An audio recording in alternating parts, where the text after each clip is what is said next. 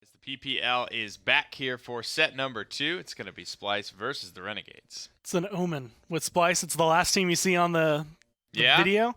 They're going to win. That's what it is. I just love that moment between Pacheco and Thiel on the main stage when they're just kind of getting 0 and forward by Navi on every map, and they're just like looking at each other. Thiel looks back at him with a blank expression. I'm just like, oh boy. I remember that moment very, very fondly. That one will go down in history, as will all the memories made at HRX. But we're still on the path to it. It's going to be Splyce versus the Renegades. We're ready to get into the map screen for this best of 5 set. And I got to say, I hope that Splyce aren't really discouraged by that set against Envy going into this one, because obviously we knew going into this that Renegades was going to be, their best chance at a win today. I think it's easy to say that it'd be high expectations to be able to go into a set against Envy and win, let alone take them to 5. Going to 4 maps is honestly, I think, the best bet for anyone other than G2 right now. Envy is just looking too dominant, and when you go up against a team like that, you're looking more at who are we shooting for? Like, you're aiming a little bit lower down the ladder. Renegades is perfectly in the crosshair for Splyce. Well, here come the bans for the first game here on Serpent Beach. This is the Renegades pick. It will be Drogos Gone, Inara, Willow, and Makoa. So both blasters as well as heavy-hitting front lines. Khan is still open. He's going to be a pretty frequently banned out champion, but he might be one of those that I think we see work his way back in. Splyce is not afraid to run the Let's EV, go. but Androxus immediately for someone like Loki. Let's go. I'm down. We've been talking about Mutu and how he was having like some off performances. Yeah. I feel like when you get him on Androxus, you get like the solid Mutu. I feel like the same thing goes for Loki. Like, I don't think I see him have off performances, but you get him on Loki and he gets the ball rolling fast. Definitely, and even before Andro was really popular, this was the map that any Andro player would bring out that Andro, especially in these best of 5s. That goes for Mutu, that goes for Loki, that goes for anyone that's comfortable on this champion. And a lot of people do, I think, feel comfortable on this character. He's the pub king. He definitely stomps it out in the public matches, as well as he's just so damn fun if you get it locked and these guys have it. Splyce, I like this front line that they've started with, the Khan Ashe. A lot of aggression and a lot that is going to be able to spearhead that high ground charge, you know what I mean? I feel like Splyce might be going for Kinessa here, because this is very similar, like a similar approach they took to a map earlier where they grabbed Kinessa towards the tail end of it because they didn't want to give away that they're doing. It's actually going to be the Vivian, which I'm not against. It's good for dealing with the shields that they have on the side of Renegades. And even though it's not going to be huge amounts of bursts, I think Cassie will have a better bet of just chunking Androxus out of the air. Vivian can trace him and make him rethink where he's trying to position. I actually really like this Splyce composition, to be honest. The way that these fights often happen on Serpent Beach is just both teams go at each other behind the waterfall trying to take each other's high ground, you know what I mean? Yeah. That lends itself to be a little bit clumpy, right? So you can get a good firing line shout out there for some bonus damage. At the same time, an end flame comes through from Furia.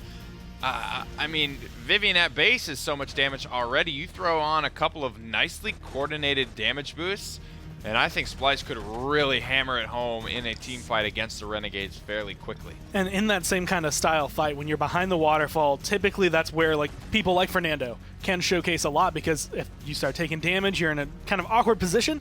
Here comes the shield. Everyone just fall back. We've got some pillars. We can rethink this. Sapper rounds along with the Wrecker means it's so much easier for that ClickU to essentially just lose his shield, which might swing things over in favor of Splyce in terms of an engagement.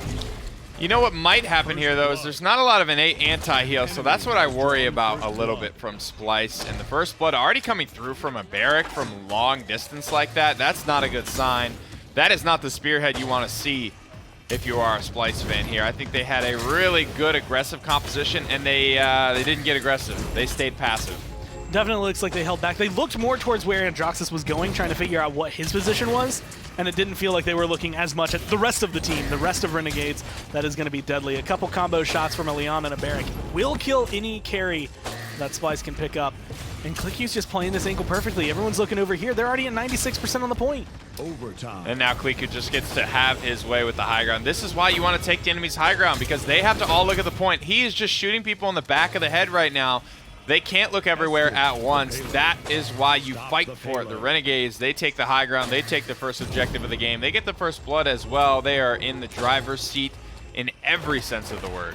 This has been the past 3 games, this is looking like it might be game number 4. Well, at least the control right now for Renegades. Splyce have to do a major mental reset. They have to do whatever they were doing last week because it does not feel like the same team right now. They feel like they're all over the place. It doesn't feel like the communication is as clean. And I'm kind of curious as to what happened? Where is the breakdown? Where is the team that was able to take G2 all the way to 5 games? As of right now, I don't think I've seen them today. Well, Kliku was forced into the Immortal early on the high ground. Remember, this is the Renegades map pick, so they are feeling comfortable coming here as well. Splyce, if they can just survive and maybe look good on this map, maybe even steal it away, you never really know. That's the thing I noticed in that Envy set is that on their maps, they were still getting beat, right? But they had a fighting chance there. Yeah. On Envy's map pick, Splyce were getting kind of obliterated.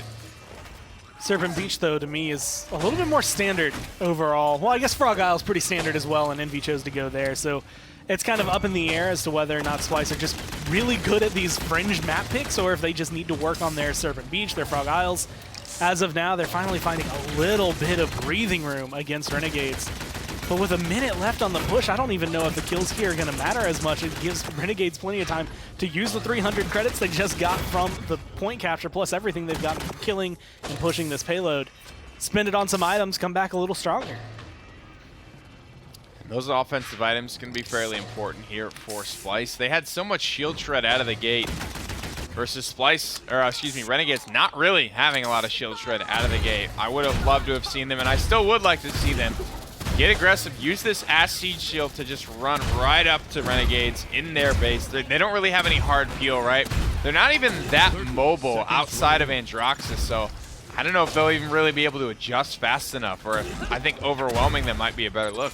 I feel like Vayne has a very difficult kind of position to be in where he's not dealing a lot of damage, but also when it comes down to tracking mobility and hitting champions that are moving around a lot, Ashe is probably one of the best. She's really good at checking on Maeve. I think she's going to be very adept at dealing with the Androxus. But you're always locked in this position of, well, here comes the reversal. If a heal comes through, then you're having to deal that damage again and again. You have to keep Loki locked down to be able to find the win. We're very focused on Splyce here, but the Renegades are looking good on Serpent Beach. Beautiful shots from Loki. He's found 3 in this engagement. Loki's found 4, the triple kill before Shadow is able to burst him down, but his front line falls in front of his face, and there's nothing Shadow can do to stop this payload from rolling home.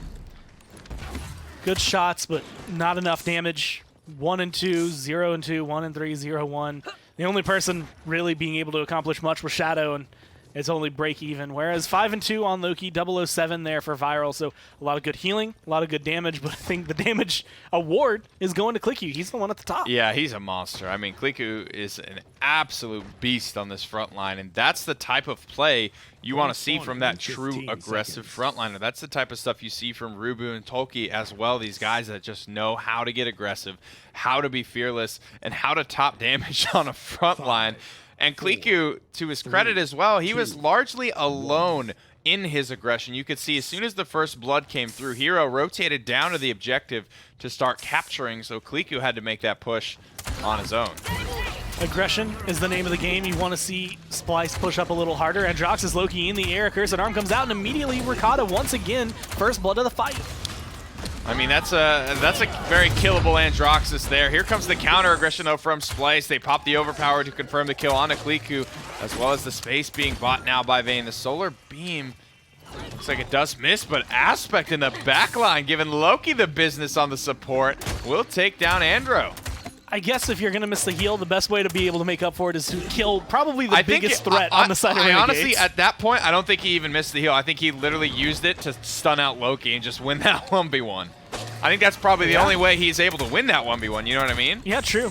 And with the way things are going, that be the kind of play Splyce I actually need right now to make the big difference. Kliku goes into the Immortal, going to be able to stay alive. Androxus is still alive in the side, but Kliku finally going down. That's going to at least get the ball rolling for Splyce. The question is whether or not they can actually make something out of it. Kliku gets flipped over the head of Khan. The Solar Blessing is beautiful as well. Loki put in the corner by Shadow, bursting down 2 in this engagement. Splyce need to keep capturing the objective, though, and they do. They trade it off perfectly. They have the comeback mechanic, fast cap enabled, so this is going to be their payload. finally looking better. And like, it's not the same Splyce I would say that we saw last week, but they're taking those steps, right? It's getting back to the point. And like you had said, we're looking a lot at Splyce. Renegades have just been playing really damn well. And it's been making it really hard for Splyce to do anything against them because they keep getting locked down. That time, Vayne walks backwards, ends up missing the heal, gets blocked by Hero. That jump is absolutely well worth it because Hero plays that so well in the moment. Hero, you dog. Rocket bootsing out in front of the Ashe to body block her movement ability. That takes a second to wind up, but that's because it clears a whole lot of distance. And, you know, we've started to harp on the fact that team fights at the start of rounds, in rounds 2 on, look very different than they do at the very start of the game when there's ultimates to be used. How you play your ultimates versus counterplay your opponent's ultimates can be an incredibly important factor, and that, I think, is what Splyce need to look to do. They have a very powerful suite of ultimates here for sure. It's all about getting the value, though, out of things like your overpower and your assert dominance to make the game your own. You said it at the beginning of this round. That's a very easy to kill Androxus as Loki is just hovering in the air, getting a kill, and making it out alive. He does eventually fall, but it takes so much time for Splyce to actually find that kill that I think you're starting to see again where the ults and the way they're being used, the way they're being countered, are not quite working in their favor. I have yet to actually see the Sentinels come out, although I don't know if Ricotta feels comfortable to pop them. G-Bunny and Shadow bailing out. A friendly face there in the back line as well. Hero unable to confirm that kill before going down. Splyce almost they have all 5 ultimates available here as Khan's overpowered. Comes up to full charge. Renegades only down 1. But man, that was the moment there. Right when they get those couple of confirmed kills, Splyce needed to take, I think, a little bit better positioning there to set up for the final fight of this round that could have tied up the game. This is a big round, too, because if they do not convert this payload, then they're going to go down 3-1. I mean, no one's on the payload right now. They all abandon it. They give up so much room, and like you said, because they weren't able to find the positioning they were looking for, they just get caught like fish in a barrel. They're all sitting in one little side room, and you either stand there to fight, which is what G-Bunny does, or you have to retreat like the rest of the team, and you end up in a position where it's 10 seconds remaining, and your payload is way over there. Ashe, Vayne should be able to touch down and get overtime, but you've given up so much positioning. And Vayne will get that overtime. Will get stunned out, though. Doesn't have his shield available. And misses that Solar Blessing there. A little bit of confidence would have allowed him to get that big old heal. Shadow will fall, and the Renegades will defend successfully here. Splyce, they are still a new team, and I don't know if they're at that point where they have the confidence to make that play happen. You know what I mean? Yeah. It has to be very opportunistic. You have to see something. You have to have that vision of, okay, where can we exploit this? Where's the weak point here? How can we pop an ultimate? Or, you know, you've got assert dominance as well, which is the perfect icebreaker ultimate, just to say, this is happening now and there's nothing you can do about it. Here we go. Let's do this, baby. I'm wanting to see a different approach at the very beginning. I think this is where Splyce essentially will win or lose this fight, right? If they lose Ricotta at the very beginning, again, to something Loki does on the side, without killing Loki, without getting something in return, I feel like you immediately see just them fall apart. They just don't have it. It's looking at these Sentinels. They haven't come out yet. Oh, yeah. And there's the overpowered. That's the difference this time, Gormizer. That last time they failed to kill him. This time around, they don't even let him get it off. Here comes the Enflame as well. The Assert Dominant Splyce have used everything, Gore, but they haven't really fragged out to the degree that you might have hoped. They do get Kliku when it's all said and done, so it is a 2-for-0, but all 5 ultimates spent. They did get a couple out of the Renegades as well. Dread Serpent down, Enlightenment is down. That was okay. That worked. Now you're going to start seeing what the Sentinels can accomplish. Ricotta finally pops them, and this damage, especially for zoning, is going to be perfect. He gets a little bit of splash, so he can dismount as well. Woo! Sap around, eats through the shield, melting. and you can just start destroying people. Unless you die, once again, to Loki floating around in the top of the map. There it is, the Accursed Arm from a sneaky little spot. The Dome Shield will come out. Loki hunting, looking for something else to eat. He's going to dash up to the high ground, finding nothing, turning on G-Bunny. Battle Shout, beautiful turnaround there from Shadow. 99% for Splyce. The Renegades look like they are about to be put on the back foot. Half HP is Kliku. Loki's starting to fall lower and lower as well, and he is spotted out. That's the important thing. Nobody's going to be surprised by Loki for the time being. I don't want to call it frustration, but you can see impatience in Loki's shots as well. They're not as accurate. They're not hitting as many times as you would expect him to. And because of that, he's not getting the headshots that you would expect onto an Ashe, onto a Cassie, a Vivian, anyone who he might put into his targets. And because of that, like you said, Renegades kind of forced to fall back. Loki wasn't in a position to surprise anyone. Almost gets disengaged off the map, still had his dashes, but it does give Splyce the point and it gives them control. If they can hold on to this better, they could tie it up. Shadow lets him know he knows the timing on that reversal. Puts a beautiful burst combo on through. Hero drops to the low ground here. Almost picks up Shadow, but G-Bunny is going to be there to peel for him. They're being pushed now by Kliku. A lot of damage. Return fire from Splyce. Splyce are not rolling over in their graves. They were down 3-1, but they are looking hungry, and they're looking ready to take this W. Both frontliners for Renegades are falling low. The support will fall. Moonchopper goes down as well. G-Bunny running down people in the back line, but just unable to get the kill. Gormizer, that was it. That was the moment. Awkward time, not only having to reload, but also getting caught out. You're at 600 health, and you have to make the decision. Keep shooting, look for a kill, or throw up your shield. He throws up the shield. Doesn't end up actually working out that much for him. A minute and 20, so you can get it back. But this is where they lost it last time. They had a good push. They had control, an opportunity to get into a position where maybe they can start rolling it and keep Renegades locked away in their base. And then they started giving up not only the ground, but complete control of the area to Renegades. Both those Renegades frontliners escaping with 10% HPs. It's tough to see for Splyce. That was a really good moment to get that conversion without using ultimates as well. That's what it would have been so big for them. They could have gone into the 3-3 team fight next round with everything available. Now, you know, say this round just kind of fizzles out like the last one did. Yes, they can still go into that fight with every ultimate available, but with so much more pressure on, with so much more of a mountain to climb, being down 3-2 as opposed to being tied 3-3. One more punch might mean the end of Vayne. Does try to lock himself in a corner, but Moonchopper going to be able to come through, find a couple of kills. And admittedly on Leon, I feel like this is a much more quiet game than we really see out of him as often. Normally playing Blaster, something big, something explosive that gets his name out there. Right now, Leon, consistency is key. He finds these shots left and right, but as long as he's picking up kills, he's doing his job a little bit better than what we've seen out of most of the members of Splyce. Laying down some pressure from the top ropes here. Loki contributing as well. That means they've forgotten about Shadow, though, and G-Bunny. They're so focused on Vayne right now. The front line for Splyce is having a lot of room to breathe. This Kliku versus Shadow fight is going to be big, and it goes the way of Splyce. Moonchopper from the back line. Got to hit these shots, buddy. He gets the peel with the Dread Serpent, but everything that Splyce is doing is taking so long for the Renegades to counter that I don't know if they're going to be able to bring this one back. Chopper jumps from the top rope. Is this it? Kliku jumps down to try and contest it, but the Commander's grab will go right through Fernando's shield. And Splyce, just like that, tie it up. That would be 100%. The only reason Moonchopper lived anywhere near as long as he did was because of that Dread Serpent coming through. I feel like Shadow wins that engagement at the end of the day, but does disengage. He ends up falling down a little later.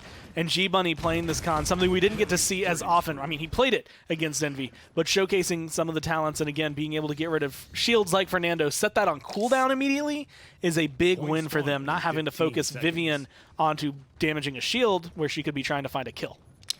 Shadow and G-Bunny are having great games at the moment. Shadow specifically sitting at 12-6 on the Cassie. He's very reminiscent of Evil Eye in their set, or G2 set earlier when, you know, it was kind of rough for G2, to be honest, but it was just Evil Eye being an absolute assassin on the Cassie. Targets are locked here. Loki, they know exactly where he is, looking for the overpower, but this time Loki will preempt his accursed arm.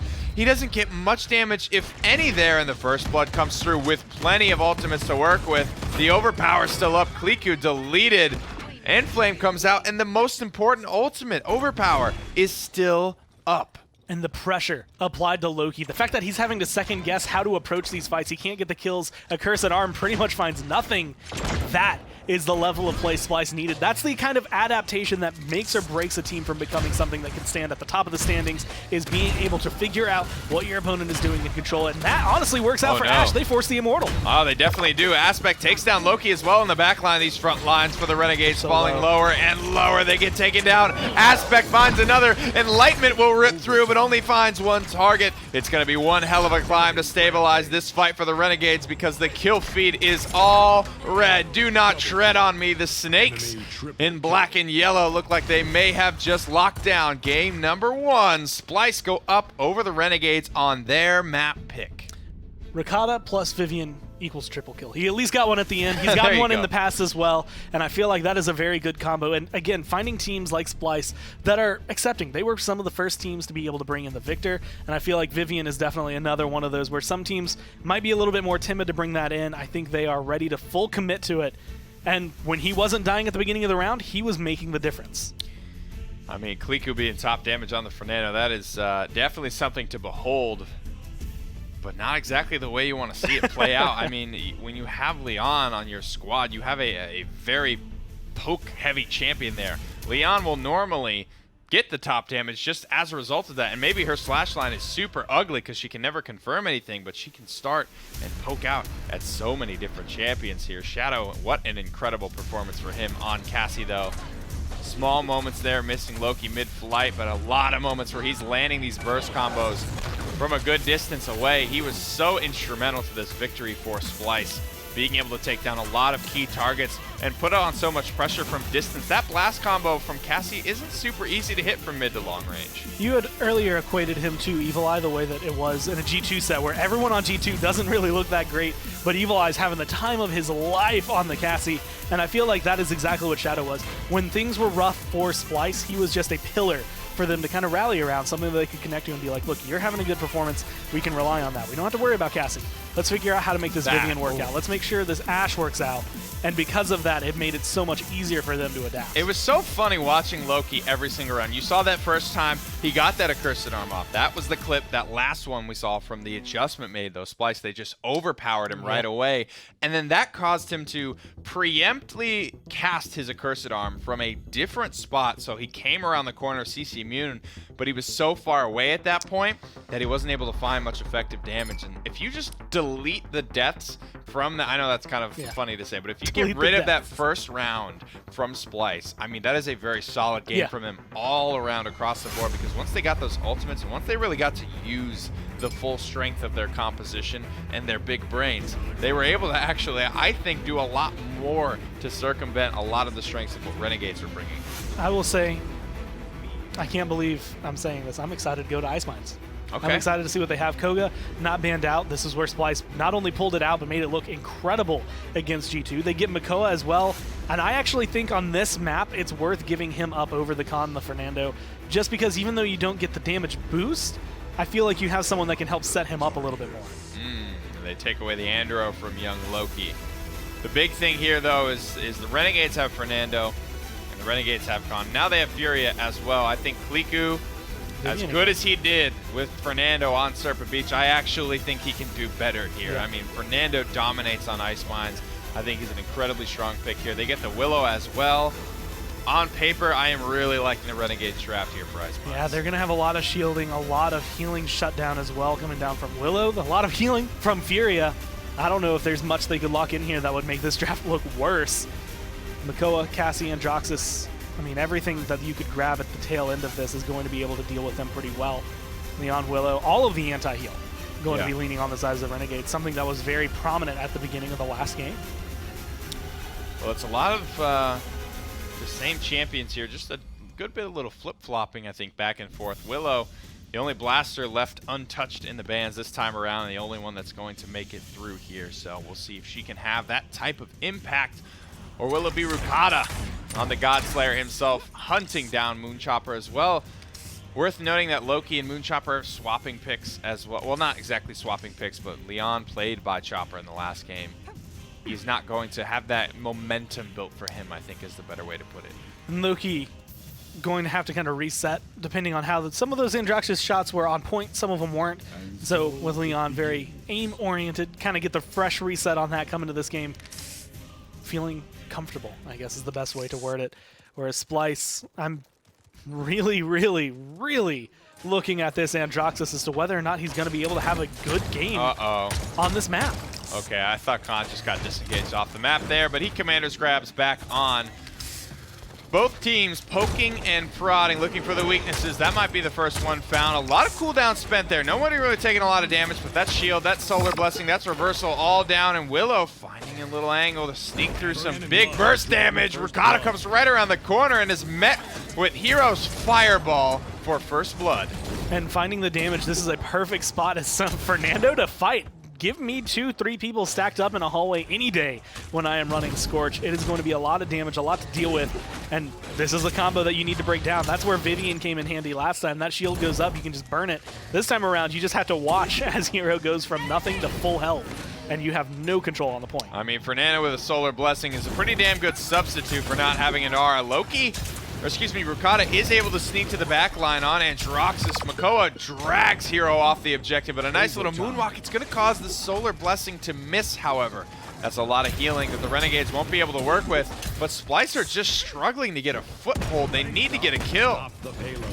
Not even going to be able to touch down and get an overtime. Yeah, they haven't been able to find any sort of pressure. And again, this is kind of where I'm starting to question it. Ricotta finally gets a kill, but I don't think Androxus, I mean, he's not a typical pick for this map when it comes down to it. That's not a typical map, but it definitely doesn't feel like it's having the impact they thought it would. Lightman will come out. It will connect with Vayne, but at the end of the day, Loki goes home pretty empty-handed with that one. Makoa's shell spins away, keeping up the pressure here. That's the name of the game. Aspect will fall as well. Splyce looking a little bit hurt in this first round, but they did last game as well. And you're right, that's a big part of it. Andro, not necessarily the creme de la creme on Ice Mines, but this is such an Androxus-heavy set between Ricotta and Loki. Both those players are going to feel comfortable virtually anywhere with this champion. And I think it's just, he ran into Fernando. It's just that simple. I mean, he hit the roadblock, they peeled him out. They wouldn't let him go to the back line here, and Ricotta just could not find the effectiveness after that. Last set we were talking a lot about drafting because Inju was just out drafting Splyce every step of the way. This time around, it still feels like Splyce are drafting in a weird manner. It's definitely getting them champions that they're comfortable with, but I'm curious as to not only the order of it, but whether or not they're going for picks and valuing them maybe a little too high. Renegades, were they going to really look at Androxus? Was it something that you needed to pick up? Could you have gone for another flank had you wanted to? I mean, all of that's going to be in the past as of right now. It's just, can Ricotta make it look good and look worthwhile? There it is, blowing up Vayne. Makoa dragging Hero down yet again. But the Makoa not necessarily super effective either. They do not want to let this one go for free. The Ancient Rage comes out. Hero will be resulting the only kill there. 40 seconds on the clock now for the Renegades as Splyce hold them back. Spending 2 big ultimates to do it though, Gormizer. If I'm the Renegades, I'm pretty happy I don't have to fight against Ancient Rage in the next team fight. Especially at the beginning with 30 seconds left. You're not going to get overpowered back, but it's going to be a lot sooner to come up than what you're seeing out of anything that Splyce just used. And if you have that ability to just kill off Makoa early on in the round, maybe not at the beginning, but at least early enough that it makes a difference, that makes it an easy 4v5 fight for Renegades. But only at 70% towards the end of this round, or at least that's where it should end, thereabouts. So it's going to be difficult, I think, for Renegades to feel confident in the beginning of the next round, although I don't know if they have too much to worry about. It wasn't until the very end of that round that Splyce actually started getting kills. Still big damage from Shadow on Cassie. I mean, 5-1 for the kid, despite a rough round for Splyce overall. You got to say he's been a light in the darkness. As soon as Ricotta comes online, I mean, he's too good. He's too important for Splyce to be going 1-4 and to be about 1,000 damage above Furia, the enemy support. That just can't happen if there's any shot at Splyce winning today. Big changes are going to be necessary. Big ults might be necessary here for Splyce. Big ults are down, man. Their big ults are down. Yeah, no Ancient Rage, no Jet Serpent, but at least you have a Cursed Arm, you have Dome Shield, so one of those I think can actually make space for you. The other one, at least in terms of Dome Shield, I think you are more reactionary with it half the time than actually using it to kind of hold on to it. So I'm looking to Splyce. How are they going to perform? No. Unfortunate hook gets blocked by the ice blocks. Dang it, Ice Mines. Why you got to have so much ice? There's enough ice surrounding us. Now we got to have ice in the cabin as well. Another hook will land. Is it enough to take down Hero? The ice blocks giveth, the ice blocks taketh away. I guess you hit the nail on the head there. I mean, even G-Bunny looked a little bit confused there for a second, and now his rampage can begin. Look at all these low HP targets. I mean, fish in a barrel is an understatement there. Shell Shield or Dredge Anchor. I think I would have went for the Shell Shield there just to stay alive. And now Rukata, a pretty doo-doo accursed arm as well. He doesn't accomplish much with that. Overpower comes through. And it's Kliku going down instead. Shadow bails his teammate out just for a momentary respite, though. Splyce do have 93% on the objective before being shoved off. I think if they played that one more slow and steady, they would have been in a better spot. The only analogy I can think of is that they're walking through a dungeon. They see a very obvious trap. They disarm it, and in disarming it, reveal that it's like a spike trap. And then they just jumped on the spikes. Like, they were like, all right, well, I guess this is what we're going to do. They knew what they were doing. They successfully just maneuver through Renegades.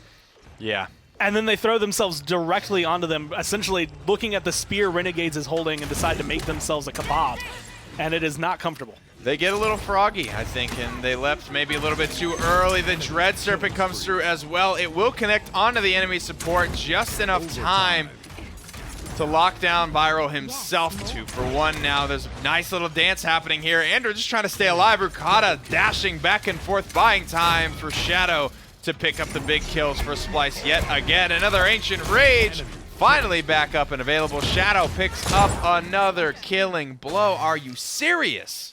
I think that Ancient Rage not only gives him, you know, all of his health bar and the ability to start killing everyone within melee range, but I actually think he was waiting for an overpower to come through, waiting for Khan to try and go for some sort of control onto him and make sure it comes out. Kliku did save his life. Not only was his health bar low, but he is no longer going to be controlled, and they grab that back, although, again, a little sloppy overall. Yeah, definitely. I mean, you saw that moment, right? He's got the fish in a barrel. He's got the one kill, right? But he's starting to fall kind of lower, and this is G-Bunny that we're talking about. I think, you know, just to split hairs a little bit, I think if he just goes into the Shell Shield, right? Yeah. He just sits there and he just buys time. Shadow's gonna, you know, he's gonna flank that out anyway. He's gonna come up and shoot them all in the back of the head anyway. You don't need to keep getting aggressive at that point. Landing a Dredge Anchor, he just pulled a full HP Willow into himself. That just killed him. So, I mean, not accomplishing much there. Little things Splyce can do better because they're getting the basics right here. They are winning fights. Yeah. They are fundamentally achieving things in this game, and that's a good sign for them. But if they want to take the Renegades down, they're going to have to do the little things better as well. That was an incredibly unfortunate just engagement overall. You almost kill Khan, but it is just the callouts. Renegades being able to focus Moonchopper's Willow presence into that corridor made it difficult for G-Bunny to stay as aggressive as he wanted to. The same thing kind of for Rukata. Both just a little too low to feel comfortable. And then once Furious Solar Beam comes in, you're just done. You do not want to be standing there anymore because you know Khan's going to be full health. So I like the calls for retreats, but I feel like you still see Splyce taking some engagements where it just feels like they are approaching it in the weirdest manner, or they're just not able to get it quite the way they wanted to. It's just like one step off of where you needed to be. The Inflame comes out, and it's enough to deter Renegades Splyce at least for a couple of moments. And I think that's a good call because it's such an easily charged ultimate that really does, you know, it's one of those things you don't really feel like fighting into. It just doesn't sound like a good idea at the end of the day. Kliku and the Renegades able to find the pick on the vein as well, and I think that will probably diffuse the rest of this round. The clock likely to just tick out. Remaining. You're seeing Splyce there falling back, indicating that they don't really have any intentions trying to sneak this one away. G-Bunny might be toying with the idea nearby. He might be shell spinning off the cliffside here just to get this one. Keep going, and they will. Splyce will show back up. They want an overtime fight. Kliku has been the main target so far, getting hooked every single chance you get the opportunity. Oh, nice. And G-Bunny actually locked into an awkward corner, does have the Shell Shield to keep him alive, but now the pressure is going to be more in favor of Renegades. He's going to have to drop down. He only has 92% on that Ancient Rage, so it's not going to be able to save his life. I mean, Kliku there, he gets hooked up onto the high ground in the first place, and then he says, thank you very much. And he just, I think he really just outplays G-Bunny. Falls back to his team. He's like, man, this is real nice. He just outplays G-Bunny in every sense of the word there. They're 1v1 up on the high ground as well. Kliku almost sees that, well, he sees that Solar Blessing getting ready to pass him back up, and he literally just commander's grabs to catch it in time to get his healing through. I mean, he hits a beautiful battle shot as well, giving himself CC immunity. G-Bunny misses the hook there, and Kliku 7 and 3. You know why? I mean, he is one big bad front line. if Ricotta can change the level of play that is coming out of this Androxus from 4 and 8, destroy him. I mean, yeah, like Shadow is 20,000 damage above anybody else. He is having a stellar game. He's 9 and 3 right now, and it really does come up to the fact that you have a 34k damage Androxus, who's not accomplishing too much. He's not getting anything. Overpowered gets used at the very beginning, and honestly, that's going to give a huge swing over to Renegades in terms of this fight. I'm not sure how many people, if any, that Dread Serpent hit. It really depends if Klika was able to battle shout it. And it didn't look like he got that off quite in time, but it doesn't change the fact that the Renegades just trashed Splyce in that fight, and they only used Overpowered to do it. Fayflight's popped now. As you can see, Moonchopper just floating in the air. And this is for dismounts. I mean, this is for nothing other than to stop Splyce from being able to get back. Ricotta dashes towards him up in the air. Reversal goes up. He's the one who goes down. And he's the one who should be finding that fight. I mean, that's a yikes. It's been the Andro for me. That's got to be the weak point. Just not being able to find the effectiveness. The Dome Shield comes out. G-Bunny will fall on the objective. And look at this, Hero and Kliku are not afraid to get out of the Dome Shield and rumble in the jungle with Barrack in his ultimate. They take him down and the Dome Shield drops with him. Overtime will expire as the Renegades go up 3-2. They absolutely dominated that fight. And they still have an ultimate to give. I'm pretty sure it was you who had a conversation with the Nocturnes boys back when about Ice Mines and this being a map, and a lot of the teams at this point would kind of agree with it. When you come to Ice Mines, you don't really draft for can we find a 4-0. You draft for the 3-3 point fight at the very end. And I'm wondering if that's where Splyce is trying to go for it, but their point fights have been going, I mean, 2/3 in favor of Renegades. It's not exactly the biggest win for them, and if Renegades keep up momentum right here, I mean, you are looking at way too much pressure being put on at the base. You are having to defend on your doorstep where the payload can be converted. And that is just a dangerous game to be playing. So I do want to give Splyce some credit there, and I think they had the right idea about that team fight. So the first thing that happens there is Makoa gets overpowered in. That's okay. I think he has Ancient Rage, right? Yeah. So he could fight out of that. But what he needs a fat Dread Serpent that fears, you know, everyone that's crowded around this con trying to follow up on this Makoa. That's where you hit the fat Dread Serpent. And we saw that Dread Serpent come through, but I think it was just a hair too late. If that happens, that definitely buys enough time for Makoa to get let go of the overpower, pop his Ancient Rage, and then hopefully by that time, it's on Shadow and Ricotta to have moved into meaningful positions to actually turn the tables in that fight.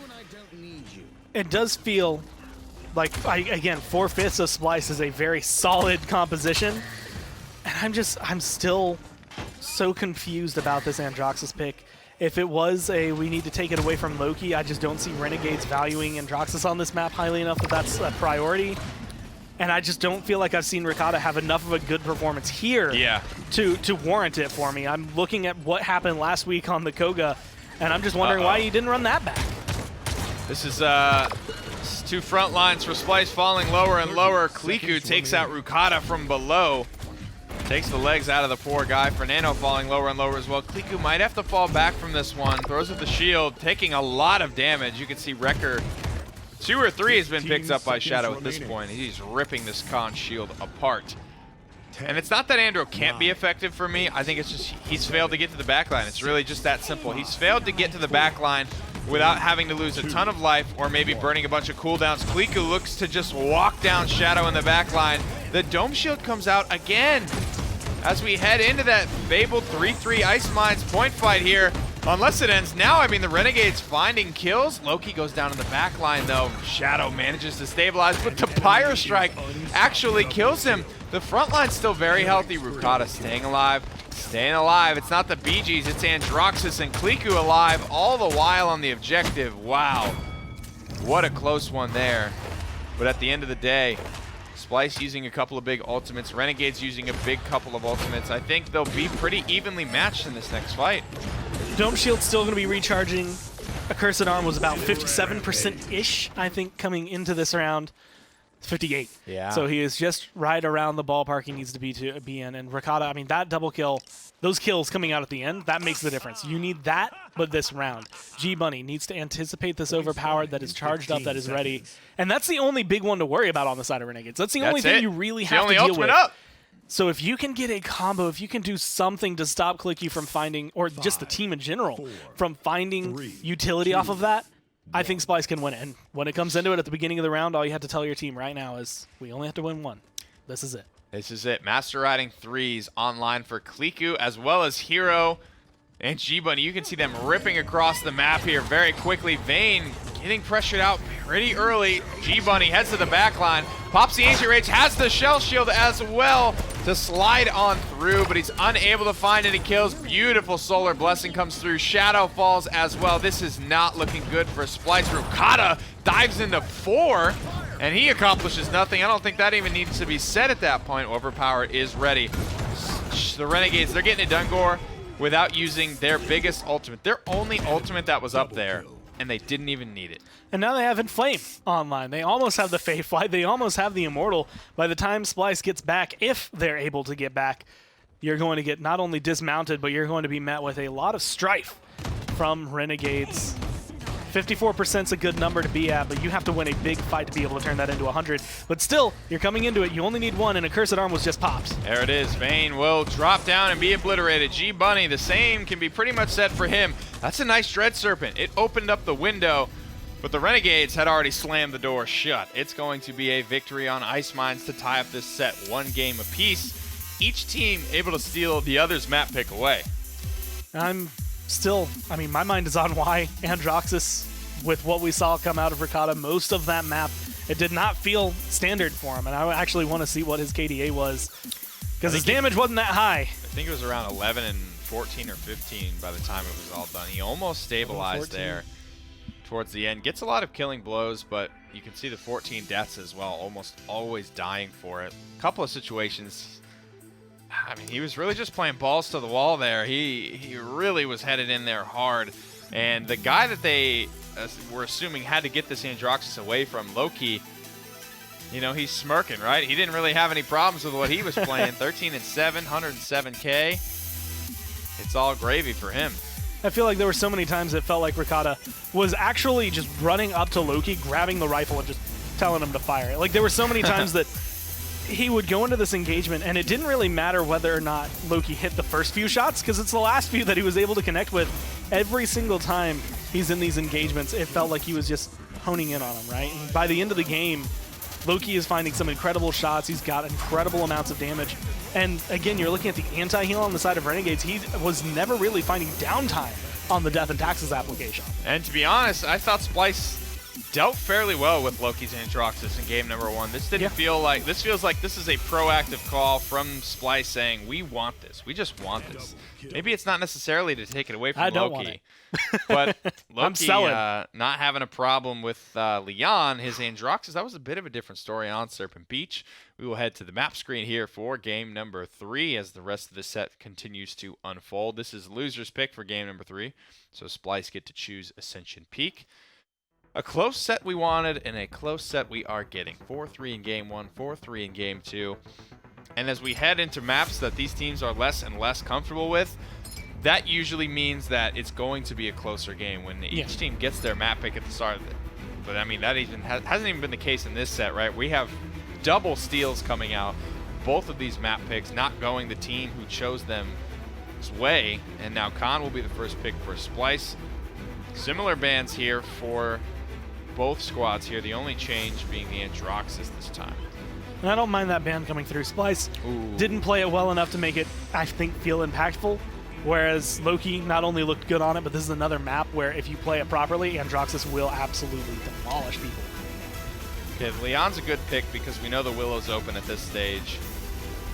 And the Renegades are probably going to be looking back at that one. It worked out fairly well for them.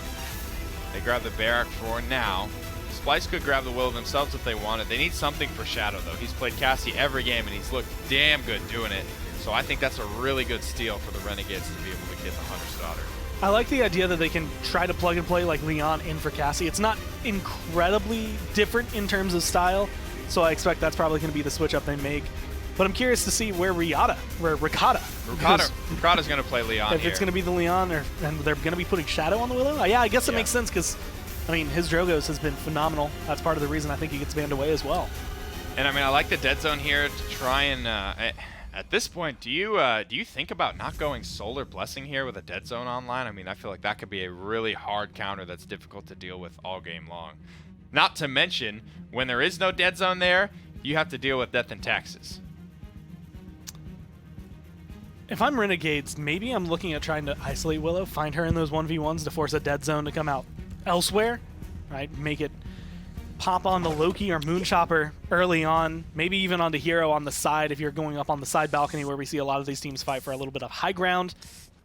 But I'm not sure they're going to be able to deter it. I think Splyce will have a little bit more of an objective-focused mindset coming into this. And they have a good draft. I mean, a lot of what is successful here is what we just saw be successful for Renegades on Ice Mines.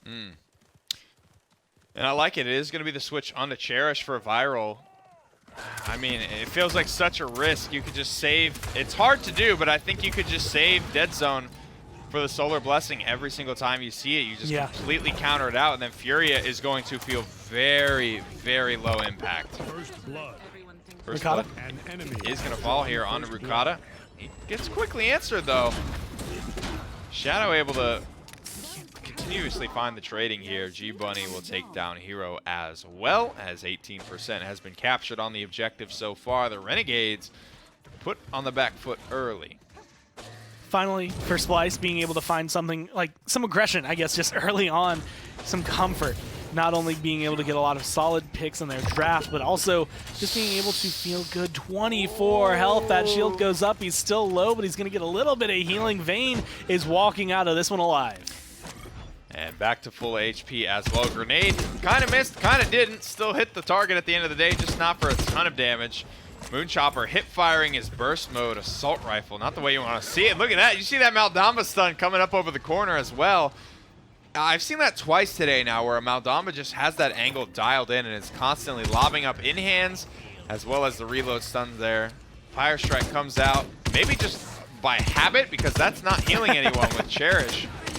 I think he sees his team falling lower and just wants to instinctively do it. Vayne, again, will skate out with minimal HP. So not only are Splyce members escaping with low HP, everyone from Splyce is confirming kills. No one from the Renegades has managed to escape any close calls, and so that's going to be a 1-0 lead for Splyce. And now, again, feeling like a different team, or a better team, back to where I expected them to be at the very beginning of the day. Vayne has been flirting with death all day. Yeah, no kidding. And, well, against Envy, he was always meeting death. He was going on dates like 90% of the time. He got all the way with death, would you say? This time around, he's making sure to kind of play the edge a little bit better. Gord will go down. Gord actually seeing a buff in the next patch as well, so Maldamba, I doubt it will make him, you know, much higher priority than he already is, but it's nice to mention. Maldamba's a character, the last change I remember from Maldamba was probably a buff to, like, I think they buffed the size of Mending Spirits, like the trace for hitting a Mending Spirits, right? As we see Aspect actually miss a Mending Spirits there, missing a couple, that's kind of funny. But yeah, I think that's like literally the last thing that was changed, and maybe one of the only things that was really changed about Maldamba basically since inception. Aspects kind of showcasing the goals of Maldamba when his team is not pressuring it out. It's not fun to be a support that lives forever while you watch your team die. Overpowered, gonna be coming through. Does get the toss off, does get rid of Click You as well. And honestly, that's a great way to start trying to kick this off, not click this off. At least being able to get started on pushing your payload one more time. But you're coming up to the hardest choke and the hardest point capture, or payload capture, that I think there honestly is in Paladins. I mean, at this stage, Splyce are looking damn good. Here comes the Inflame from the Renegades, the Barrage as well.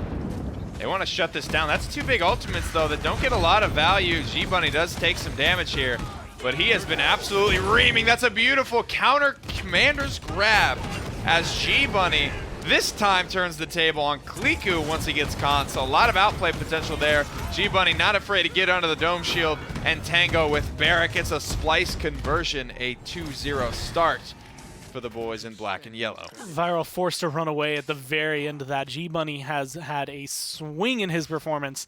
Again, looking at earlier, they're the two front lines that, admittedly, him and Vayne are relatively easy to glance over with how Rakata and Shadow typically perform. And right now, today is their day to be able to showcase what exactly they've been able to accomplish. Vayne, again, being able to live through so many scenarios that admittedly should never have resulted in his life. He should have been dead every single time. And G-Bunny being able to showcase how much strength he has. 72% back on that overpowered as well. So not available immediately, but a lot of control. No kidding. That is a pretty incredible feat. Able to recharge that ultimate very, very quickly here. He like just used it. He used that had ultimate it like a minute ago to get that push started, to throw Kliku off of the map. Throws of the shield, you can see the Wrecker starting to come online though for the Renegades, and they just absolutely blow up G-Bunny. Hard committing all to the same side, all to a side that's very rarely full committed to, and I think it's really just surprise factor alone that allows the Renegades to grab that easy pick, to get on the objective, and with their comeback mechanic, build themselves a 70% lead. And it's because of who you catch out, right? It's G-Bunny on Khan. It's one of your front lines if you're Splyce. It is probably one of the worst people to have end up dying right there. A beautiful stun trying to lock down Vayne, but still he lives through it. G-Bunny is back. The rest of Splyce is getting engaged, and there is the overpowered holding Kliku looking for the kill. And G-Bunny just gets it done all by himself. The battle shot will come through yet again and slaying out on Splyce. I mean, they're looking like a completely different team here in this round. Loki will fall, the last probably to fall here on the objective. G-Bunny gives CC immunity and everyone just walks through that Pyre Spike just to send the message. 99% though for Renegades. That's going to make a big difference if anyone can come in. All it takes is one lapse in judgment from Splyce, or maybe a barrage to try and zone people away, because you can touch down and get that without anyone being able to go through. But Hero gets burned before he can even come into the room. Rukata missing some shots here as well. Chopper's going to take him down, finding the angle.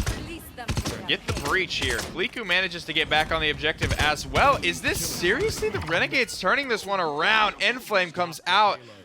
And down the stretch, Splyce just collapsed narrowly, man. That is incredible to me that Renegades were able to bring that one back. I thought that was locked up. It honestly feels like Renegades kind of sliced open the Achilles tendon, right? It was like you could see Splyce standing, and then all of a sudden they just trip over. They didn't recognize what was wrong. They lose just a little bit, but it means so much in terms of their ability to hold up against Renegades. And now, I mean, they're at this position, defending, not foreign to them so far this set since both games have gone 4-3. But it feels as though they're trying to figure out what's the best way to combat Renegades on that point. Comeback mechanic absolutely helps Renegades. Otherwise, that would have been a Splyce point through and through.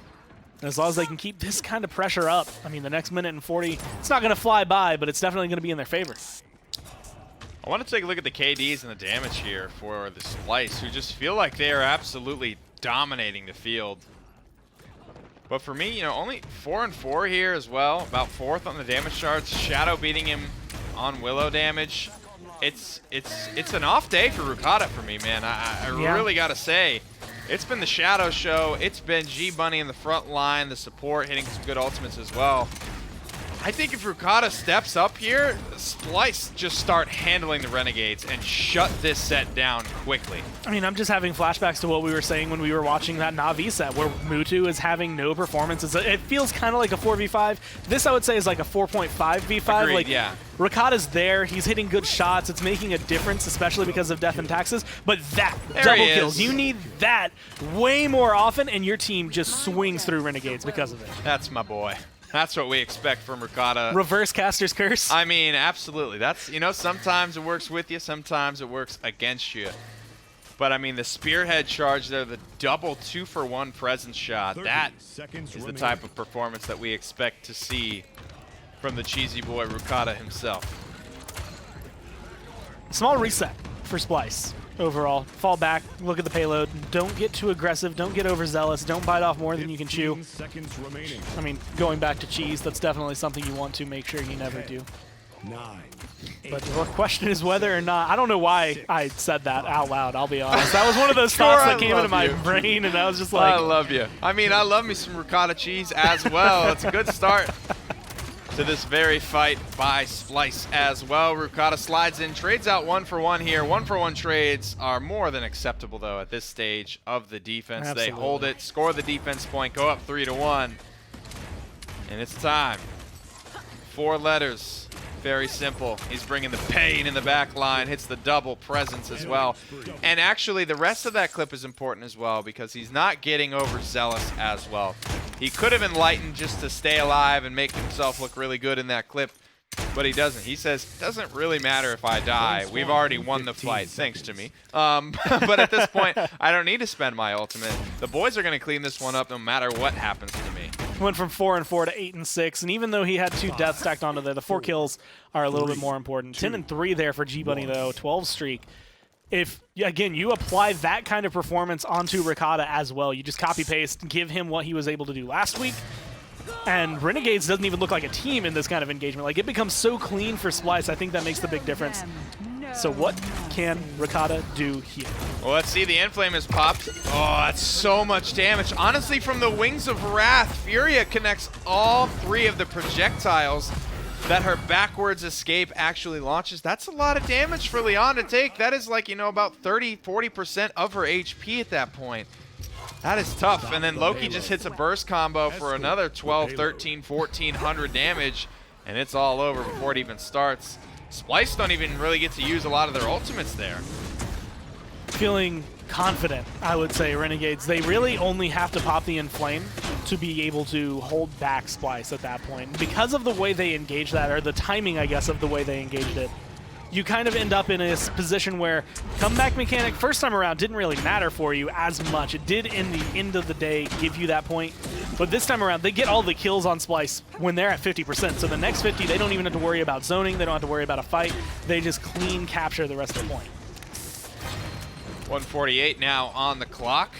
This push sort of was going better for the Renegades. The Enlightenment comes out. I think it connected, but at the end of the day, it's not going to do much for Ricotta there. It's Shadow and Vayne that combine to pick up a couple of kills here. Vayne will go down. Shadow does as well. Aspect lands a cheeky little stun, but it won't quite result in a kill for him. 126 now left on the clock. 10 streak burning for the support, and he is he's looking for something there with those stuns.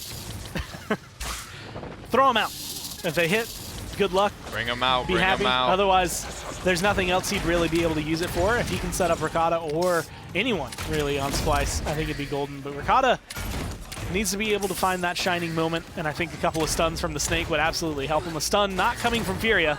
It was the wrong support hearing the call out. No, no, no. That's not the stun we need here. Kliku finds his way into the back line, picks one up, but loses his life for it. Again, 1-for-1 trades are going to be worth it for the defenders at this stage of the game. There's just no way, no hope for the Renegades to be able to reinforce that fight as fast as Splyce can do it. Healing's good. G-Bunny's holding down his side of the engagement here. Nothing else you could really ask for from him. 30 seconds left to try and close this out.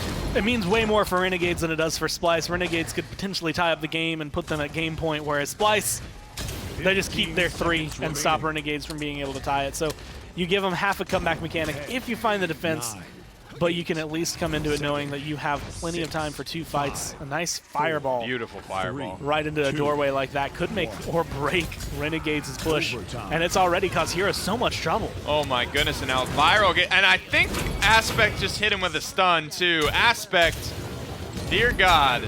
I mean, we know this guy frags his mind out too, because like he is not just a support player. Most support players aren't really just healing players. Like when they get in there on the pub matches, they'll get you the business on a lot of different champions.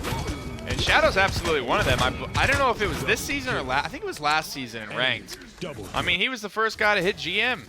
Straight up. I mean, he whips out the Shaolin. I mean, he was giving people the business. So this support, very mechanically gifted as well. Just listening to his stream a little bit as well. He seems like a pretty level-headed communicator as well, which is a big thing we ask about the Splyce roster as a whole, because these guys have never been to a LAN, and so we don't know a lot about them. I don't even have faces to the names of a lot of these guys. So I'm very excited for them to be able to make it to a LAN setting. I want to get to know this Splyce team. Who is the communicator? Who's the class clown of this guy? I want to know it all about this Splyce roster, to be honest. Well, right now they're going to be able to pop the Fade Flight for Willow. But Shadow just having to kind of use it defensively. This is a gorgeous angle, though. If he can get rid of Loki early on, that's going to make the biggest difference, and that is a clean kill. You can tell Loki just completely forgot about Willow. And that was the point. Shadow needed to stay disengaged there just long enough for Loki to forget about him, and forget he did. Beautiful shots there landing. Oh my goodness, not again. Did he really do it to him again? Vayne on this Fernando. He has been salsaing with death time and time again, and he is always coming out on top. That armor is paying its weight in gold. It is incredible so far. Vayne has been able to walk out of so many engagements, and really, it's the control Splyce has, and I have to give a lot of credit to G-Bunny. He's been doing phenomenal on this con in terms of when he is grabbing people, lifting them up, or overpowered just to hold on to them to make sure that's going to make the difference. 81% there for Splyce. The Renegades are back, and they're with a vengeance. Vayne finally goes down. There it is. The first kill happening now, and Splyce, they don't have any more ultimates to work with as well. Moonchopper getting a lot of damage out on the field with this burst mode. Victor, dear goodness, the dome shield slams home as well. Half comeback mechanic as well. You can see every other tick. This is the last one. That'll 4% through, but it's the Splyce not being out of it yet. They don't want to give this one up. The grenade not giving them a choice, though. The health bars reaching 0, 3 for nothing in the final little skirmish there on the objective, as Renegades will capture this one, tie it up 3-3. They could end the game here with a conversion. Aspect does live with his 19th streak. Well, I spoke just slightly too soon. He ends up getting chased down by this Ashe and just decimated. 19th streak goes down. That gives up to 79% here for Clique and his ult. And that's the big thing. Renegades, they last long enough that most of their ults are going to be coming back online. You're looking to try and close out a game right here.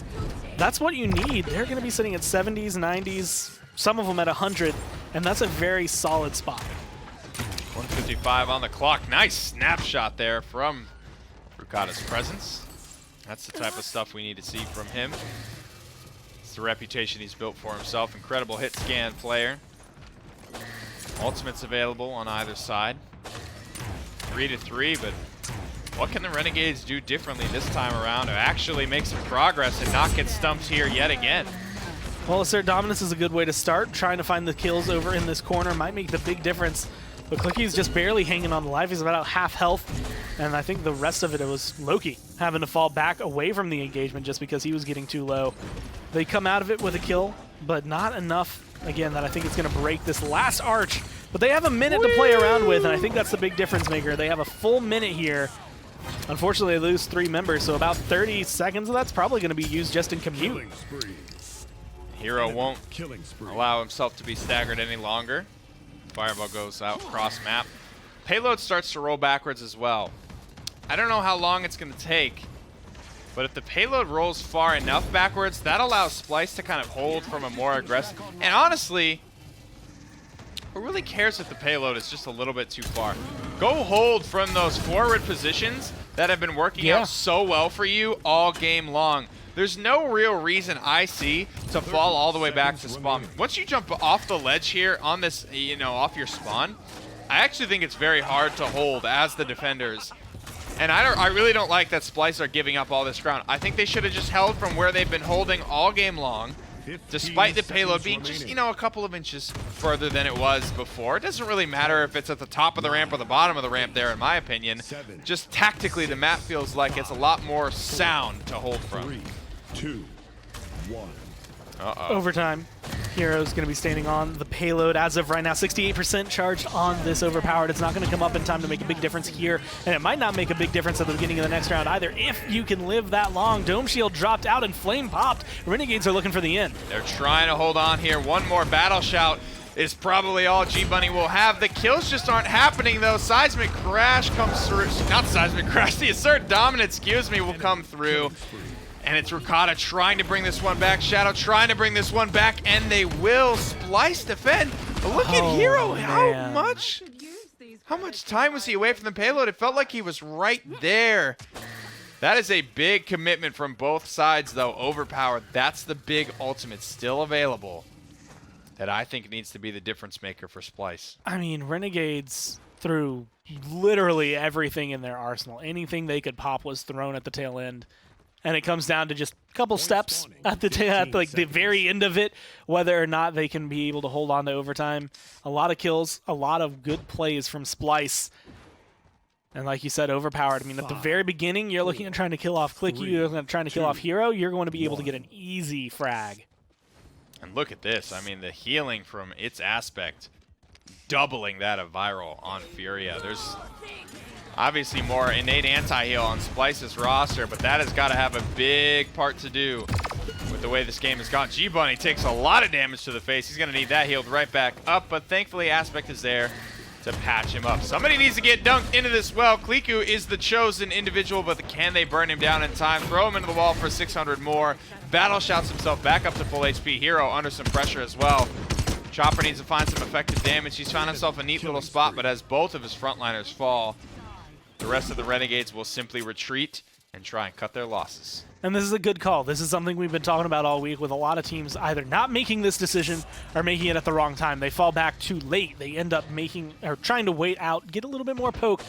But you can go in at 60, 70% and still be able to win. Renegades 33% is a solid number for you to be able to fight on this. Go kill point. him. So Don't drop the Enlightenment on his face, Rukata. Make a big boy play. Loki sneaks how? From so far away.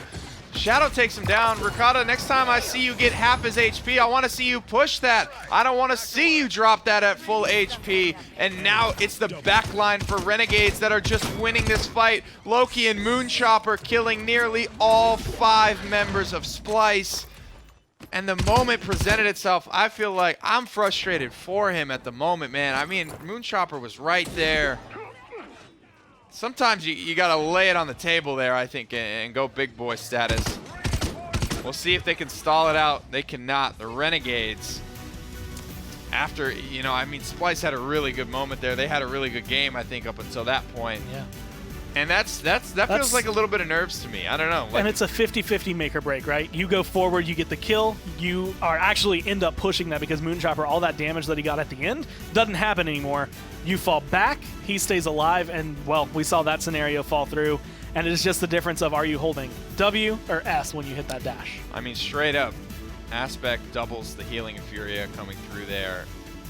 There's so much that was going right for Splyce there. They had the ultimates coming up as well. There was no real ultimates there from the Renegades. I think they may have had an Inflame down there, down the stretch. But man, the Enlightenment was up. The Dread Serpent was up. That was it for Splyce. I think that was their moment. 10-10, 15-15, hard fought, 16-9. G-Bunny and Shadow continuing to have an incredible day. Obviously, Aspect as well, 7-3, while doubling the healing of the enemy support. Very, very incredible. Struggling to get off the ground there, but Moonchopper had a lot of great moments down the stretch with Victor. This burst mode, obviously putting out a lot of good damage. There were a lot of moments where it was just him surviving, him not being looked at, or maybe the poke not being enough to lock him down. And like you said, with the burst mode, he's dealing a ton of damage. And that burst, 600, 600. But with as fast as it's happening, it is making the big difference in these frontline health pools. And when you turn that onto a Leon, it makes it so much easier to just kill her outright. I got to give, as much as I was frustrated by that moment with Rukata, I got to give a ton of credit to Loki as well for finding that pick onto Shadow. Yeah. I see Shadow die, really, like right next to Rukata, and I'm like, where the hell is he? He was halfway across the map, all the way through a room, through 2 doorways, and I'm like, how do you find that angle? Blows him up. And that is such a critical kill because at that point, the dead zone is down. There is so much less anti-heal potential. And that's critical in that 3-3 moment when both teams are fighting on the objective. Dead zone is a make or break ability in that scenario. I just don't know where Splyce can go now. Like, I feel like that's the most demoralizing loss that you could have. I had that thought as well. And, I mean, you have Ice Mines, Timbermill's banned. You've pretty much gone through. The only other place I can think that's similar to that is Splitstone Last 2 Quarry. games, Frog Island, Jaguar Falls here. We're really getting spicy down the stretch. But I don't know. I mean, I agree. That's a very deflating loss. That was a long game on Ascension Peak, too. That takes a lot out of you. I mean, it really is. It's a 21-minute game at the PPL level. I remember one time I logged on to play some ranked. I got Timbermill, and it was a 28-minute game. And I turned off my PC after that. I was like, I am done. And my ranked games are going to be probably about 40 to 50% as intense as a PPL level game. So I imagine a 20-minute game with this much on the line for Splyce and for Renegades. Oh God, I can't even imagine having to play a doubleheader, having to play a best of 5 in the PPL seems like just a very taxing thing. Because when you get that much adrenaline going, you know, people always say, you know, esports like physically exhausting. Not really, right? But when you just have that much adrenaline going, that is physically exhausting. To have that much and have that spike in adrenaline and then have to come down from it as well, man, I can't fathom. And we always talk about like reverse sweeps and how difficult those are to maintain, because especially with the way our map picks work, you get losers pick for map 3, but then you get their pick for the last 2 maps. But you have to look at how long those games. I mean, if this is a 2-0 for Renegades, let's say you go back in time and those first 2 maps they go 4-3. They're incredibly long, drawn out games. And then Splyce starts winning. It's like, well, Splyce didn't have to invest as much focus in the first 2 games there. This time around, both of these teams have put so much blood and sweat into it. It becomes an endurance match. How well can you focus? How well can you keep finding these good shots? When did you come online? Is it going to be early enough? Is Ricotta going to be able to find shots this time around, or is it going to be the Androxus gameplay we saw 2 games ago? That's a question. Comfort picks, though. I'm feeling good, frankly, about both teams' drafts. The big thing, though, is that while I do like Renegade's draft, I think it is a much bigger switch for a lot of these players. Loki's on Strix now. Moonchopper's on Eevee. Hero's on Inara. First time she's not even been banned out. Kliku's going to kill it on the Ruckus, I think. That's a pretty comfort pick for him. But that's the big thing. It's a gear shift for the Renegades. And if they can bring just this, if they can complete that gear shift, if they can use these new champions to attack this match, I mean, maybe it's Splyce that have a tough time adjusting. So far, I'd say the lock is solid, at least on Hero standing on the point. That's going to be 72% before anybody's even come close to touching it. Vayne still hasn't been able to actually put a foot down on the point. He's taking too much damage. A wall comes up, but he's standing on top. There's the nice burst forward. That's at least going to be able to get a little bit of pressure, but I mean, Splyce are dropping. They're dying too much. Their health bars are too low. Finally getting rid of Kliku might open up some room, but that's 99%. Solar Blessing's going to help you out with that little health bar problem you might have been mentioning. Aspect takes down Hero as well. The kills are happening. They needed to. I was about to say, Splyce need to get a kill here. It's not enough just to take back map control. They need to actually frag somebody. Vayne, I don't know if he's going to be able to make it away. Kliku just barely escaping the clutches. He'll head down the ramp now, and looks like he is running Dampener 5 as well, Sadak style here. 4750 HP. You know, when you think about it, when that emitter is popped, that's damn near an Ancient Rage level of HP. Kliku is coming at you with a whole ton of trouble in mind. 96, 99%, 99 to 99. 2 for 1 here in favor of Splyce. Dueling out on the objective, making it a 3 for 1. Splyce battling back here. What a set this has turned out to be. Loki, the last of the Renegades, he will be staggered out. Aspect finds the killing blow, and now he will be on cart duty as well. I was going to say I love the way like Kliku is running, specifically his loadout, just because he's focused a little bit on his emitter shield being able to reduce the cooldown, but also increase its duration. I don't feel like we see a lot of these shields go to duration because of the essence of when you're using it. You're usually in the middle of the fight. But if you get a Hexafire like that, it's going to be able to keep you alive a little bit longer in the midst of it. Again, sitting at like 29, 2700 during that entire engagement. It doesn't matter if you have the healing. You're still pretty tanky at the end of the day. Loki finds the shot onto Shadow as well. Moonchopper on the Eevee. A little quiet for me today so far, but that's Eevee. I think it's you know, obviously, in my opinion, the toughest character in the game pretty much.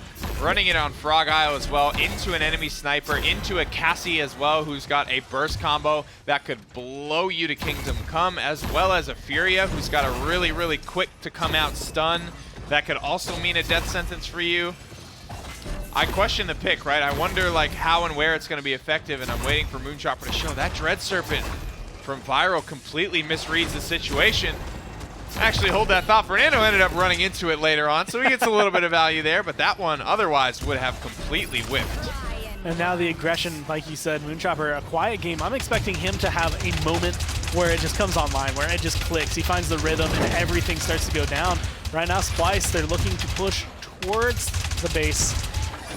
the awkward spot of the middle of the hill. Not a lot of cover right there, and because of that, you can start seeing kills coming out for Renegades. 46 seconds now on the clock. Rukata leaves Kliku with a little parting gift. And things starting to slow down just a little bit here. The Renegades just trying to keep Splyce at bay. Couple of ultimates to do it. Seconds remaining. They're not holding very aggressively, but they're holding where I think is appropriate for Frog Isle. Solar Blessing keeping G-Bunny nice and healthy, but in and out. Moonchopper keeps on going, but he just fails to find anything every single time. The Immortal is, it looks like the full commit for Splyce here. The Solar Blessing as well, just to top off not only Shadow, but G-Bunny. Two of the biggest win conditions for Splyce. I feel like they have been absolutely phenomenal today. And being able to find that shot right there. G-Bunny creates a lot of space. Seismic Crash comes out, but Hero goes down anyway. That is 4 members of Renegades off the block. And a push to boot. G-Bunny, who the hell are you, sir? To come into this PPL match, dropping 5-0 slash lines on Fernando. I mean, what a breakout day for him. I think win or lose, you got to say, it's been one hell of a day for Shadow Aspect and G-Bunny. I thought they have been phenomenal throughout the day as well. Rukata, 2-0 as well. Nothing to really comment on there. A flawless first round for him. Aspect 3-0 as well. Shadow, if anything, the one that is under the microscope a little bit. Normally, we would expect to see the opposite of that slash line. They just soaked up the essence that was making Shadow so good and everything else in the day and tried to apply a little bit of it to everybody else on Splyce to make sure that they could have this performance. 3 members not dying is impressive for them, although the support, I'd say, is going to be playing a little bit safer right now. I think that's Aspect's role. G-Bunny has been saved by Aspect so many times, though, that it's just making his life easy. There it is, the Inflame up over the top of the wall as well. Aspect, an absolutely phenomenal support who is undoubtedly having an incredible impact on the set so far. G-Bunny needs this Solar Blessing, and he will get it. I feel like Aspect has been everywhere. Blessings for Fernando, the Kindle Soul for Barrack. There's so much healing coming out from the support. Meanwhile, he's capturing the objective, being effective. Using the Hexafire just to clear out his own enemies, or his own team's high ground at this point. Kliku falling lower and lower, needs to watch his head, because Rukata's got him in his sights. Almost completely killed off. Will maintain his life just long enough to be able to stay alive, and still no big plays coming out from this Eevee. 90% picked up for Splyce. And I'm looking at the re-engage. G-Bunny's getting low, but he's still not dead. I mean, I've never had more fun watching a support for the last minute than watching Aspect there. I mean, the beams on point to one tank, heals to the other, Wings of Wrathing. It's just, oh man. A lapse in awareness there from Splyce, because Renegades just take it away with so many. They're winning the fight. They have people to spare. That's a mistake for Splyce. I mean, they completely just forget about the objective there, and on the Inara, Killing spree. Hero and the Renegades are able to steal one away. It's not like the front lines died, because as They of were right both now, alive, and they were G-Bunny getting kills. was floating over there. He's full Please. health. He's been completely clean. And it does very much feel like a moment that we've all had, we've all experienced, where you just forget about the objective sometimes. You realize that, man, maybe I was trying to play TDM. I wanted to frag out. I mean, there's those moments of, oh, I thought you were going to get it. Well, I thought you were going to get it. And then no one got it. So it just goes the way of Renegades. Let's look at the healing charts, though, because we talk a lot about Solar Blessing. Woo!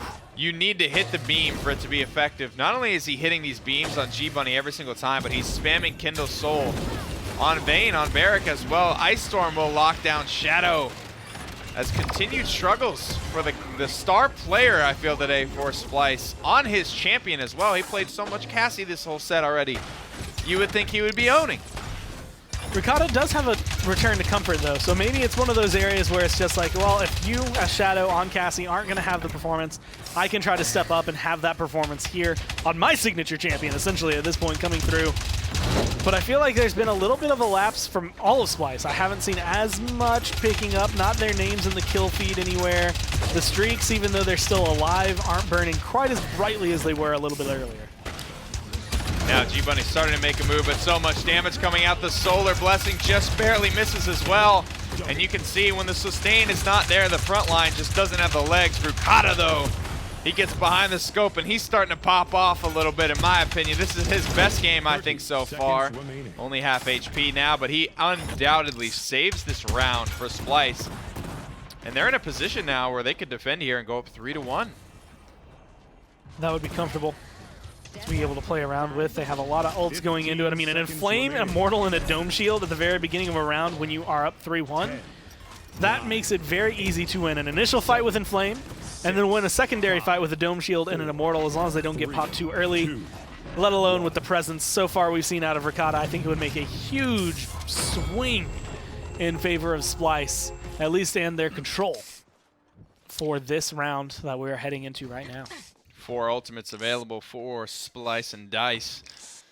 1 and 4 for Moonchopper, though, struggling a little bit on the Eevee. Finding some damage here. And again, I don't really know why they picked it. Maybe they picked it straight up for the ultimate. I mean, Ice Storm is fairly quick to charge. Moonchopper can sort of be that sacrificial lamb to just lock down someone, lock down Shadow. Maybe that's why he's 4 and 7, right? Because he's having to deal with an Ice Storm. If that's really the problem, though, I think there's a fairly easy adjustment. Shadow, just save your ultimate for Ice Storm, pop it, and roll out. 2, 1. Keep yourself safe. Vision at the beginning of this actually is going to matter only because Loki has that flare. Otherwise, both teams would be kind of on the same spot. So Scout going to be coming out very early on. Once again, something we're used to seeing at the beginning of a round. The healing, the numbers. There's the Dome Shield and the Immortal and the Inflame, all just to try and stay alive. The Hexafire from Kliku, it's just going to be obliterated. I mean, 4 people with Inflame firing back at him. Moonchopper versus Shadow over here on the danger side. Vayne's going to lose his life. Beautiful Pyre Strike there. Actually connects with Hero, but he started winding up his ultimate, whether he meant to or not. He's going to immune out the stun there. Comeback mechanic for Renegades puts them at 50%. But Splyce are in control of the map. Splyce are in control of the objective. It definitely feels as though Aspect is at home on this Furia right now.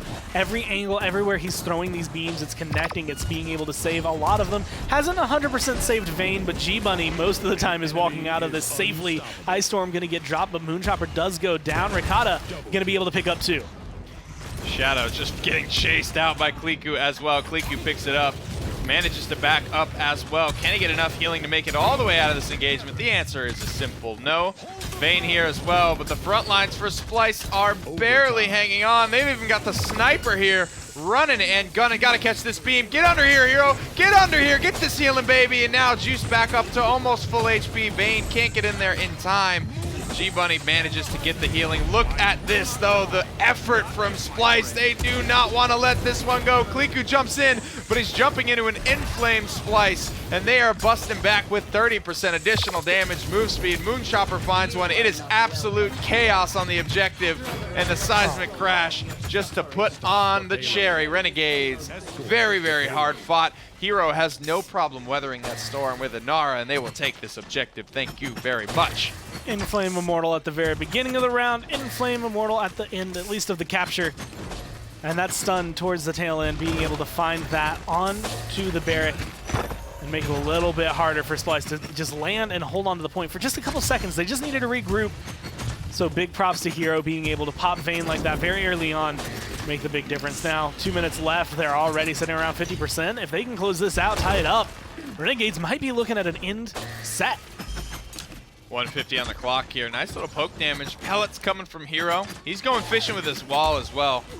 Trying to see if he can get somebody separated from their team. Renegades starting to pick up some momentum here. Flashbang at the ready as well. Not the most impactful ultimate, unless you hit 5 people with it. Loki deletes Ricotta, throws out the flare as well, finding some good-ass damage from downtown. Loki may have just opened the door for conversion here in very tremendous fashion. Vayne trying to stay alive under his Dome Shield, but Hero is going to snuff him out. What a comeback for the Renegades. My goodness, do they look good, and they do get that conversion. 3-3 now on the scoreboard. Out of nowhere. 7 in a row. Ricotta's having a spectacular game so far. Woo! Good headshots, 2,400 when he finds those, and you can see Strix's health bar Dirty was at birdie. 2,300. Poor That is Eevee. just Not only does he hit the headshot, but he hits the headhunter as well, just to put the exclamation point. clean. But it is Loki just barely edging out. And it's just the objective fight. This is what Inara does, man. 3-6, 7-7, 5-11, 6-6, 2-3, even or negative for everyone on Renegades. But Hero is just able to muscle the objective back in favor time and time again. You also have that lapse in judgment as well from Splyce where they just let a payload go with people around. But those little mistakes, we talked about them, they are going to be important if you're going to defeat the Renegades. You need to do the little things correctly. We were looking at this angle earlier, except it was Envy Oh, you got to hit that. piloting this Kinessa, and it was going a lot differently than what we're seeing right now. A bunch of missed shots coming down from Ricotta, but he's going to reposition, gets aggressive. He's going big.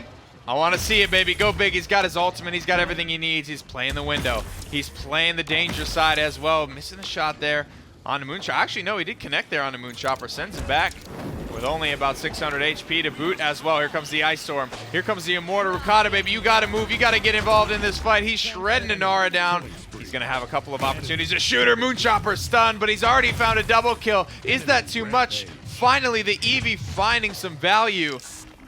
Oh, and it might be too much here for Splyce to recover. Renegades climbing and climbing. 84% for Splyce, though. No ultimates to work with. That's the biggest thing. Look at this Hexafire and Seismic Crash. Dread Serpent's coming up as well. Unless it's a miracle play from Splyce, this one is looking difficult. Here comes the rest of the ultimates. The barrage of Hexafiring rockets, bullets, Seismic Crashing. But still, Splyce are weathering the storm. Rukatta's finding shots on the high ground. This Inara, she can't stand up much longer. The Dread Serpent hits, but it doesn't get anything done. Splyce have done it. Splyce have just forced Game 5 against the Renegades. My goodness gracious, against all odds. Here we go, baby. It's time for Game 5. And it was one of those moments, Ricotta, you tell him, go big, and they send him back to the base with his tail tucked between his legs, but it's because they can regroup and come right back to the fight, and it's tail in. Wow. Like it is, you come back a second later, and that is easily one for Renegade. So being able to find it, right moments, right time, right damage, makes the big swing for Splyce. Let's head to the stat screen here. Again, Aspect 101. crushing it on the healing charts here. He has been such a big part of Splyce's success today, giving them so many extra lives. I mean, Aspect looking like a damn cheat code out here because G-Bunny should have died at least 2 times as much. I mean, you look at all the diving Kliku had to do, but yet the slash lines are completely reversed for him and G-Bunny. 13 and 5. The Splyce front line, only 5 and 13. I mean, like I said, I have not had that much fun just watching a guy conduct the symphony of support from the back line as well. Aspect has been awesome today. And it's just the proper changing, right? Being able to hit him, push a little bit here, push a little bit there. You're having the beam come through. Your Restore Soul. And every single time in between, he's getting just enough damage, right? It's not anything insane. It's something we were actually talking about earlier in the PGS involving like Ying, where it's just, can you fit that damage in there? And if you can, how impactful is it going to be? Over the course of the game, you see Aspect not only getting a ton of healing, but you see him just applying enough pressure to the sides of Renegades that it makes a big difference for his team. In terms of best of 5s, this could go down as the longest set, I think, ever in the PPL. This has been a 4-3. These are like all 20-minute 4-3s, 25-minute 4-3s. We got in here like 4 o'clock. It's like 5:10 now. It was. I actually remember checking my phone at the end of the Envy set. It was around like 3:40, 3:45. Like, it was a very fast set. We're going up on 2 hours here. This is an absolute battle for the ages between the Splyce. 4-3, 4-3, 4-3, 4-3. And now we're on Splitstone Quarry. I wonder what it's going to be. And these are those long games as well where you get the 2-0 conversion and then you get the hold for the 3-1 defense, and then that team comes back, and then it's 3-2, and then it's 3-3, and then it's 4-3, and somebody takes it, and it's minimum 20 minutes there. This is awesome, though. This action is very intense, very competitive here. It is great to see Splyce really taking it to one of the top 3 teams in North America, trying to put themselves in that conversation now. The final draft beginning now. Makoa Khan gone, Drogos gone. That's been pretty much the same story all set long, and Droxus stays gone as well. Renegades lock down a solid front line, though, for themselves. Fernando and Inara. Ash Cassian. The Furia is a big pick for me. I think getting that away from Aspect is going to help them a ton. We've seen teams lose with more, but Fernando, Inara, Furia is such a solid lineup to start with that I've said it in the past, but I don't know if it really matters what the last 2 picks you get are, because it's going to look good no matter what. Kinessa here, is going to be an interesting pickup, but it can work absolutely if done properly. And because Splyce have to go for a support, they don't really get the option of going for a sniper to deal with it. Little shaky this time, I think, from Splyce in the draft. This is a big draft for Renegades. I think they got a lot of heavy hitters. Oh, yeah. Not only that, man, this is their map pick as well. Splyce have been tested today. They have been taken from Ice Mines to Splitstone to Ascension Peak to Frog Isle to Serpent Beach. I mean, they've had to run the gauntlet here. And we talk about how deep is your map pool? How deep can you go in these best of 5 sets? You gotta wonder how much Splyce have left in the tank here for Splitstone Quarry. The Renegades pick. The Renegades got an insane draft here. Splyce is fine. There's no glaring holes I see in it, but it is going to be very performance-driven here, and if they fail to execute, they will fail to win the game. That's just what happens when you play against Inara. And it goes back to what we were saying before the last game. Endurance matters. You've gone through 3 incredibly long games. You have to be able to withstand it. Renegades have definitely been put through the ringer before. They know they can kind of at least hold up endurance-wise. Splyce have to be able to keep up, and right now they're getting locked down into a room they don't want to be in. An enemy has drawn. What a show, though. I mean, I would take this 10 times out of 10 versus a steamroll 3-game Na'Vi. I've lived through both today. Yeah, you certainly have. And all the credit in the world to Splyce, who are winning this team fight out of the gate as well. To get their butts whooped by Envy and then to come here and just absolutely battle against the Renegades for as long as they have. A beautiful, beautiful start here to this Game 5 as well. I think all eyes are on Shadow here. I think he's got the most comfortable pick for his guys. I think, he's already had incredible performances on Cassie. He gets a scout at about 2 minutes in. I mean, he is destroying right now. No one is even close on ultimate charge, except the God Prodigy support, its aspect on the day. I mean, he is really, really close at that 90%. The ultimates are coming out in round 1, baby, but it's the Renegades again that just sneak it away. The Faithlight in combination with the Inara, that to me is a little bit less of a lapse in objective mindedness and more of, what the hell do you do against that? Yeah. It's a full health Inara. I mean, once you hear Faithlight, usually that's a good key to just get cover. Like, you need to hide under something because you know Willow's going up in the air. You know it's going to be literally hellfire raining from above. So you have to be careful. And like you said, once you have Inara is just so difficult to burn through with a good healer behind her. And we just saw the numbers last game that Fury can output. I don't expect it's going to be too much different unless it goes by a little faster for Renegades.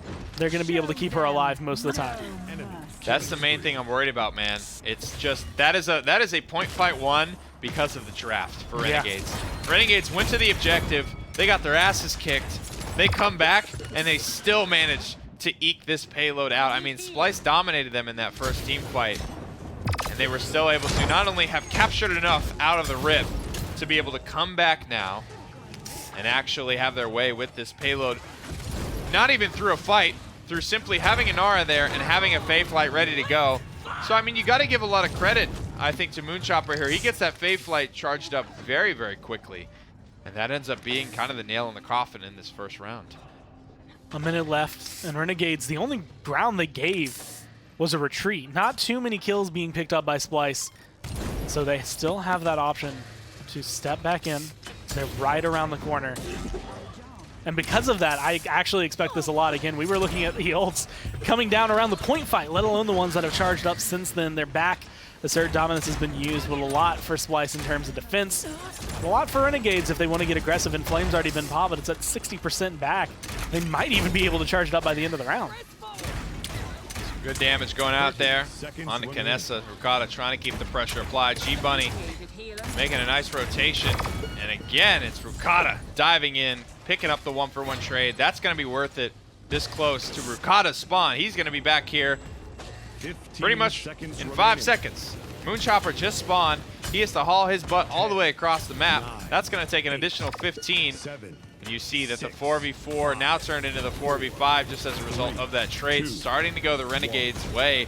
Just barely, though, because of Loki being able to stabilize it. Ricotta comes out of spawn, and again, he's ripping to the back line here, but he's unable to find the kill with that Enlightenment, and he falls again. Distraction factor right now, Klahu's so low, so he pulled a little bit of pressure away, but Ash falls back down. G-Bunny sitting around the payload instead. About him. A nice dash, unfortunately, goes past everybody I think he was aiming for and ends up in the room behind the payload. Now the kills are still rolling in. Moonchopper picking up a few. Okay, I was going to say. No way. Close. No way the Renegades get that done. No, there's just cannot be the outcome this time around. At the end of the day, Viral will fall, and the lack of sustain there hurting Renegades down the stretch. But I think a good showing overall from them. Shadow still pulling a lot of weight on this Cassie. 3-3. He sits. Moonchopper 6-4 on the Willow. I think this is, honestly, outside of like game one, because he did well in game one, this is probably his best performance so far. If Ricotta steps up, and we had mentioned this actually the last time he was 4-4 on Leon, we have been saying if he can step up, it'll make a big difference. If he can take Moonchopper out of the air when Fae Flight is popped, that makes it a lot easier for his team to focus on Hero, on Loki, on ClickU, and get rid of the 3 big members I think that you have to. Viral is going to be a big issue just because of Furia. It's going to be difficult to deal with her healing, but I feel like you have to kill off the front lines. You have to get rid of them early, and there is a big pickup on the Loki. Shadow explodes the Kinessa. Now they have some room to work with. G-Bunny gets aggressive into the back line. Pops his damage immunity, but Shadow pops him right on back. Shadow has found 2 killing blows so far. He loses his life. Now, before it's all said and done, the Immortal, just to buy time for that Solar Blessing to heal him up. G-Bunny goes down, but not before Vayne can take down the support from the Renegades. Splyce is fighting tooth and nail, but it's the Renegades front line that just won't quit on the objective, already capturing 81%. That's what we talk about with these Inara comps, man. It's like even when you lose, you win. I would argue that Renegades, that was probably the roughest start you ever could have had, and being able to walk away with 93% when they finally start picking up kills. Loki does find a double kill on his return. Just makes it swing so heavy in your favor. Hero finally going down. That might be what Splyce need to bring back some life into this. But they have to start finding other kills. They have to start pressuring out a little bit more, because if Hero comes back, he gets back on that point. That 99% turns into 100 for Renegades. That's the problem. They are finding kills. They are getting pressure, and they're still losing. This composition from the Renegades is so hard to beat. I mean, come on. This is just too much to deal with at this point. That's the biggest thing that's going wrong for Splyce, is what they brought to fight with here. The sustain, the defensive utility here, the damage coming out of Moonchopper as well. It's just so much. And now the second the Renegades win a fight, which they do, 5 kills straight, 5 for 1 there. That's going to do it. I mean, and even if they lost that fight, that may still not have been enough for for Splyce to capture that payload. I mean, the Renegades, they go up 99-0 without even winning a fight. It's just silly. It's too much. Just looking at Hero's health bar. Right now it's going to be 0. He's going to be empty back in the base, waiting to buy items and come back and engage in this. But for Renegades, it's been his survivability. Whether or not Fury is focusing on anyone else doesn't really matter. As long as Hero stays alive, like you said, you can lose 2 fights in a row and it not matter if you can grab 91%. So far, very clean pickups for Renegades. And as long as they can pick up their momentum, they can hold on to it, keep this pressure applied to Splyce. Not only is the draft in favor of Renegades, but they can just keep on snowballing their way through the map. 35 now on the clock here as this set. It's absolute barn burner coming up on 2 hours from front to back. Is starting to conclude now. Which way it will go, I couldn't tell you. I really feel like, you know, both teams had an opportunity to put this set away earlier. I think Splyce, they could have locked down Ascension Peak and probably ended it right there, but they kind of choked that one away from me. I think Frog Isle, that's the Renegades choking that one away from me as well. They were on the objective with 2 ultimates, and they let Splyce push back into them with nothing and wrestle that game back. But every good story has a couple of mistakes along the way that you need to learn from. Hero throws up the wall here on the high ground as Renegades just look to break the most difficult corner of Splitstone Quarry. G-Bunny's holding a really solid angle here. That is just the most unfortunate thing to see. That's 10,000 healing Literally right there. every amount of damage G-Bunny just did in the past like 30 seconds just got got undone in about 2. It just feels like you commit so much into trying to kill off the Sonara and you never find it. There is going to be a kill. Actually, G-Bunny taking that away. Ricotta will not get the 50% return on his ult, I do not believe. And he also finds a death on top of it. That's going to be big for Renegades. Plenty of ultimates for either side to go around. Last 10 seconds of this round. Renegades rounding the corner. With only 5 on the clock here. It's time to do or die. I like that Solar Blessing as well. Ricotta tries to dive the support, but I mean, he takes so much damage. Ricotta did find Loki before he goes down to the hands of Viral. Another beam goes out towards the objective, the Kindle Soul. Everyone's still looking very healthy. The Renegades could absolutely do this 4v5 as long as they have Viral. As long as Viral is one of those 4, this is happening. They're holding on. I'm looking still at Hero's health bar. That's where my eyes are going to be at right now. Moonchopper, Click You going down. It's all up to Hero. Where is he going to go? Dead is where he needs to be. Because, I mean, even looking at the rest of that fight, right? You get all those kills. If Hero's not getting looked at for even just a second there, if they're not contesting that, it's another case of Splyce winning a fight and losing the actual objective. Luckily, they get it at the tail end. But, I mean, 3, 6, and 17. He only got deaths that time around, but, I mean, he has just been immortal on the side of Hero. Yeah, Kliku, I mean, every single game this set as well, he's been pretty phenomenal. You got to say, he's pretty much, I think, in my mind, the strongest player for the Renegades. He, on just about any front line, he's played, what, Khan today? He's played some Ashe, I believe. He's played Fernando. He's played some Ruckus. I mean, the versatility and always having pretty much that 2 KD. It's nothing short of amazing here. Big, big moments for players on both sides here. This has been probably one of my favorite sets so far of the fall splits. And I can't wait to see how it ends. Fae Flight being launched here by Moonchopper. He's headed up. He's hunting. He's looking for something, anything to shoot at. He hears Aspect slithering around somewhere. But when it's all said and done, I mean, he accomplishes pretty much nothing there. He's still hunting for the support, finds him, but Aspect slithers so much of the damage. And meanwhile, Splyce win the fight hands down as Moonchopper is left cross-eyed in the backline, feared and slain. Aspect giving him the wiggles, breaking a couple ankles while he's at it. But still, look at this, 63% for the Renegades despite losing that fight, despite Moonchopper being absent the entire time. This draft is just so good from the Renegades. Splyce are having the hardest time fighting back. And this is a point that matters the most, 2-2. You can win off this round. Hero is about to go down, but he heals it all. He was so close to dead. Dome Shield maybe too late, but that's 93% picked up for Splyce, trying to hold on as best they can. But unfortunately, they are just taking so much damage, and Hero shrugs it all off again.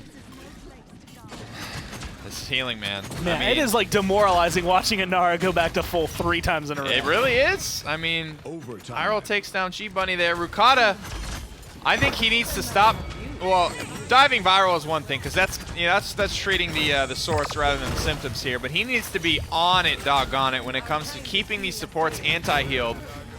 90% is not enough to stop Solar Blessing, but it is enough to keep a lid on it. What the hell just happened there? He died in the gourd. What did he really? He died. Oh my goodness. He emoted in the gourd. I saw him emoting, so I just started to look away from the screen. But it doesn't even matter for him. Like, he's like, I'm gonna emote. I'll stand in the gourd all day if it means we get the point. He gets 93. It was 60 this time around. It wasn't as high as the first couple rounds, but Hero is just living forever. Like, every single time he starts to get low, all you have to hear is the Solar Blessing Pyre Strike coming up behind him. And you know, it's not over for him. He has much more of his tale to tell. They just can't lose. I mean, there's no way to beat this draft. What I was saying is, Death and Taxes, it's going to prevent the health bar from going up. For, like, Fernando, I mean, even if you have Earth and Guard popped with Inara, there's just no stopping that, right? Like, even you need a dead zone at that point. And this draft, man, I think maybe hurting Splyce a little bit too much. Here comes the fear. Aspect is going to do all that he can here. Immortal's going to keep the Renegades nice and healthy for the time being. The Assert Dominance will come out. Kliku does fall. Nice use of ultimates there from both squads. so much healing happening here. Let's look at the healing chart, seeing, because Viral has been, he's been kind of trashed all set long on the healing charts, and it's finally his turn to rock this Solar Blessing Furia. They had this once before, but it was the Willow that shut it down. The Willow that forced Cherish instead of Solar Blessing. And again, just coming back to the draft here, there's so much to talk about. And we have looked in the past at several things, and actually right there was a lot of it. Inara being able to kind of fluff, so to say, your healing numbers, make them a lot bigger than they naturally are because of how much healing she is just going to be able to get. But that's made the biggest difference. That is what is winning Renegades this team. Otherwise, team fights are going in favor of Splyce. It is Hero and Viral staying alive as a combo that is giving them objectives, that is giving them all of these capture points. And I'm actually kind of curious if we could look at Shadow's loadout right here, because one of the things we've seen counter it, if you can't get the Willow, is being able to increase the knockback on your disengage, and we don't see that in his loadout. That's actually one of the things that makes it a little easier, because if you can just control where Inara is standing, it makes it easier. It's part of what made it Dethroner look a little worse, I want to say, on the Inara, because he just couldn't stand on the heal and soak it up. They got to find some way to deal with it. It's one of the most oppressive combos in the game right now. And now Shadow sneaks his way in on the backside of this fight. And now he's turned his sights on the Loki as well. Hits the spray mid-fight there. Don't count your chickens before they hatch there, young gun. But Shadow looking very impressive on the Cassie. He just, you know, that was one of those moments where they just looked dialed in. I mean, it looks like nothing could possibly have stopped him there. Shadow ready for it. And there's the gore death. And I like how it's very cinematic. Like, I mean, it's, you know, she basically got Batista bombed and her spine broke and she just ragdolled Hero. I mean, for dying to poison, I mean, that was very dramatic. I think the Oscar goes too. In 15 seconds. 15 and 15 for Ricotta, 7 and 7 for Vayne, 15 and 9 for That's Shadow. just been A lot his of day, really man. good Ricotta's performances. Just but a one-for-one kind of day from Ricotta. 5, yeah, I think that's been the big issue. Like you said, you've seen him a lot diving to get Viral, diving to diving get a someone. lot. And if you get a kill, you die, I guess it's worthwhile, but you really want to try and find these engagements where you can survive, because his damage, death and taxes, that helps at least a little bit deal with Hero. You need that presence, and right now he's kind of out in the open. It's the only anti-heal that they've really got, to be honest with you, and that's a big part of what's going to shut this down. Wardersfield goes down. Ricotta is absolutely slain there by Kinessa. Here's the assert dominance from Ash, but it's not on the objective. Again, even when they lose, it feels like they win. Renegades on the point. Kept alive by the Immortal as well. Splyce, they just can't find a way to win. They cannot buy a victory. They cannot buy a kill onto this Inara. Hero has been on the objective, being the hero for the Renegades all game long. Dunking it down in the back line as well. Seismic Crash stuns out Ash. Splyce still fighting tooth and nail here to the bitter end. But I mean, at this point, Hero's got to have earned himself so many damn credits by just being on the objective all day long. Bring him down, please. The king is dead. Finally, Hero will go back to base, but it is enough. Can Splyce bring this one back? Moonchopper says no. Being held back, Ricotta, Aspect alive, but I don't know if they're going to be able to touch in time. Overtime is what they need. Just, what was that, like 5 feet too short? I don't know, man. I don't know. I'm done. I'm tired. I'm tired. Post-game gather round after this, by the way. I'm tired.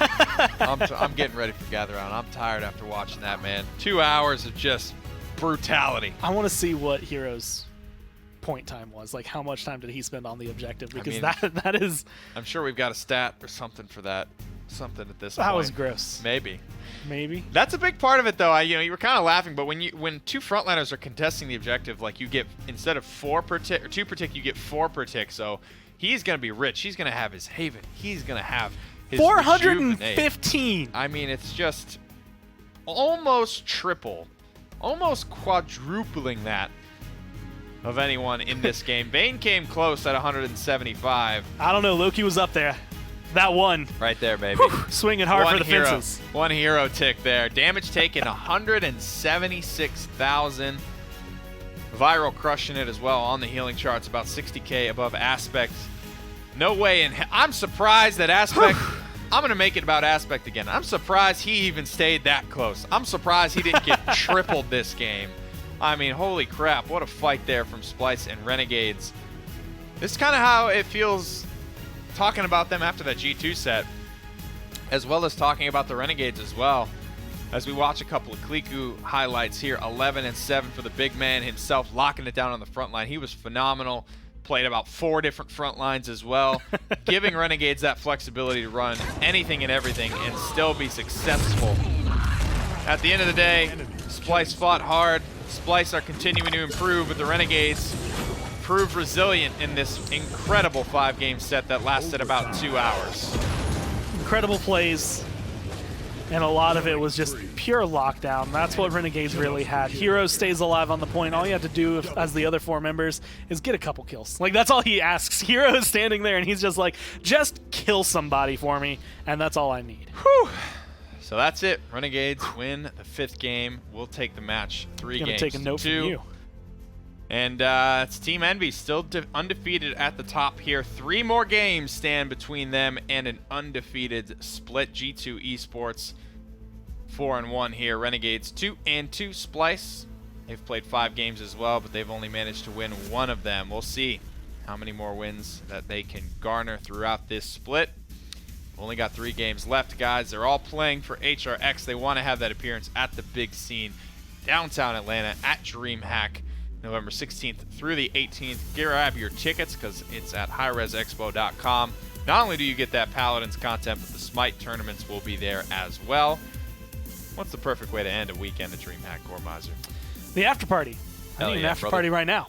We could go through. It's going to be intense. Actually, maybe not intense. It'll be less intense. You get to relax. It could be intense. Because the entirety of HRX, a lot of these players are going to be heightened at their level of focus, looking for the win.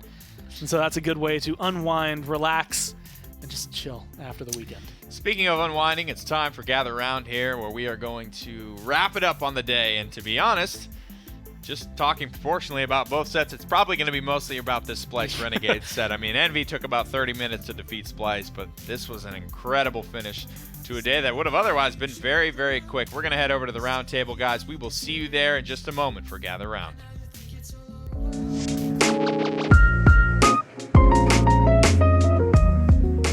I was really trying to figure out why I wasn't hearing a voice in my ear. It turns out my battery pack had died. So that's just You're alone out here, brother. It is Friday. We just got done with a 2-hour set. I think I should now have voices in my ear. It doesn't really matter. We're here. It doesn't after really all of matter, that one. does it? Got some water. Got some water. Gormizer, Rain Day, pretty hair. Cheers. Do you even remember the Envy set? No. Did it happen? I'm Not not really. sure. It was so quick. I look at this, I opened up the notes and it just says like that. Admittedly, it's a good compliment. But I was like, man, I forgot that Envy didn't get a Nara that That's entire right. time. It was just talking about how they are actually very adept at making anything like the double front line using Ruckus, Barrack specifically, look incredible, Right. which other teams in North America haven't been able to accomplish. Envy, they're good at drafting. Teams at all, you know what I mean? Yeah. Like, I don't think I ever see Ruckus Barrack and I'm like, ooh, here we go. Yeah, and they made it so that they were challenging, I think, Splyce's very big weakness of drafting for a team, not just a player. I mean, they were losing in almost every facet, trying to win slightly in a few, and it really did not work for them. Envy had a total unit. When they had the Ruckus and Barrack, they didn't have the Inara to go against there. They didn't have the anti-heal that would shut them down. There was nothing that was overwhelming that would stop their picks from succeeding, and they all succeeded. Ruben played the easiest Ruckus game he's ever played in his life on Ascension Peak Game 1. And I feel like that is actually a perfect lead into one of the things that was on my mind through both of those sets. We talked about it a lot during the Envy set, but it just kept reoccurring. And it was for Splyce and for Renegades, but drafting. And how important drafting can be, because we've talked about it in the past. We've mentioned, oh, but this is actually important. But that last game was just a perfect example of it really doesn't matter how well you play if your draft just is not going to beat the other. And Nara was literally undying. I was really sad from Splyce. I mean, because they were winning like all of those fights as well, and it just didn't matter. I mean, it just didn't. We see that a little bit with like Navi Fnatic, because Navi always get that Inara somehow. Lazy always grabs at least 50%, but I mean, in this case, it was like 90% some of these times where Splyce would win that fight, but it was way too slow, and it just sucks to see, honestly. Yeah, I mean, there's inherent weaknesses in these teams, and I think we're seeing it exposed here, and it sucks to have to harp on that, but that is the difference. I was gonna say, is Splyce really, where are they? Power struggle, right? How well they did against Envy or didn't do was a real indicator of how far away they are from a team that they're going to need to beat and where they want to be. And it also is an indicator of how far Renegades are for making this set this long to take down Splyce when they're clearly either having an off day, they're making weird drafts, and closing out is something you have to learn how to do. And drafting has been a big conversation this week for North America, because not only did occasionally feel like Renegades were getting kind of the short end of the stick with everything they were grabbing, but it happened to Splyce, and it was happening to SK, where we're looking at these teams where it's just like, it feels like you don't quite know how you want to approach it, whereas you look at Envy and they're like, this is what we're getting this game, this is what we're going to give up, we're going to like either bait them or force them into a pick that's not going to be as comfortable so that we can be at the top every single step of the fight. I mean, why do you get a 70% on a test, right, in school? Maybe it's because you truly didn't study. Maybe it's because you studied hard. You just don't know that topic very well. There could be a lot of reasons why. It could be just 70% might be pretty good for some people out there. Some people might as well. I'm not. Get degrees. I'm just saying, you know, yeah, there you go. Why that happened could be a number of things. You didn't apply yourself. You applied yourself. It didn't work out, right? It was a weird test. Might have been studying the wrong area. Might have studied the wrong area where you were prepared for one thing, it showed up as the next. Envy were maybe just more prepared for Splyce, and that caught Splyce off guard. G2 seemed like maybe they were free flowing a little bit, but why go away from all the good things? Why go away from the Kogas? Why go away from Shadow on Blasters? You know, as much as they didn't play Inara, right? No game on Blasters for Shadow.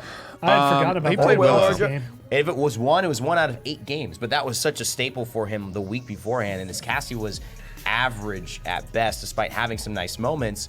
I don't know. It felt very odd, like they switched up what worked for them last week in their double. Yeah, I mean, well, disagree on the Cassie, honestly. I thought his Cassie was, at least in that Splyce set, or against Renegades rather, was awesome. I mean, he was Shadow on Cassie. He was 5-1 at times. He was killing it.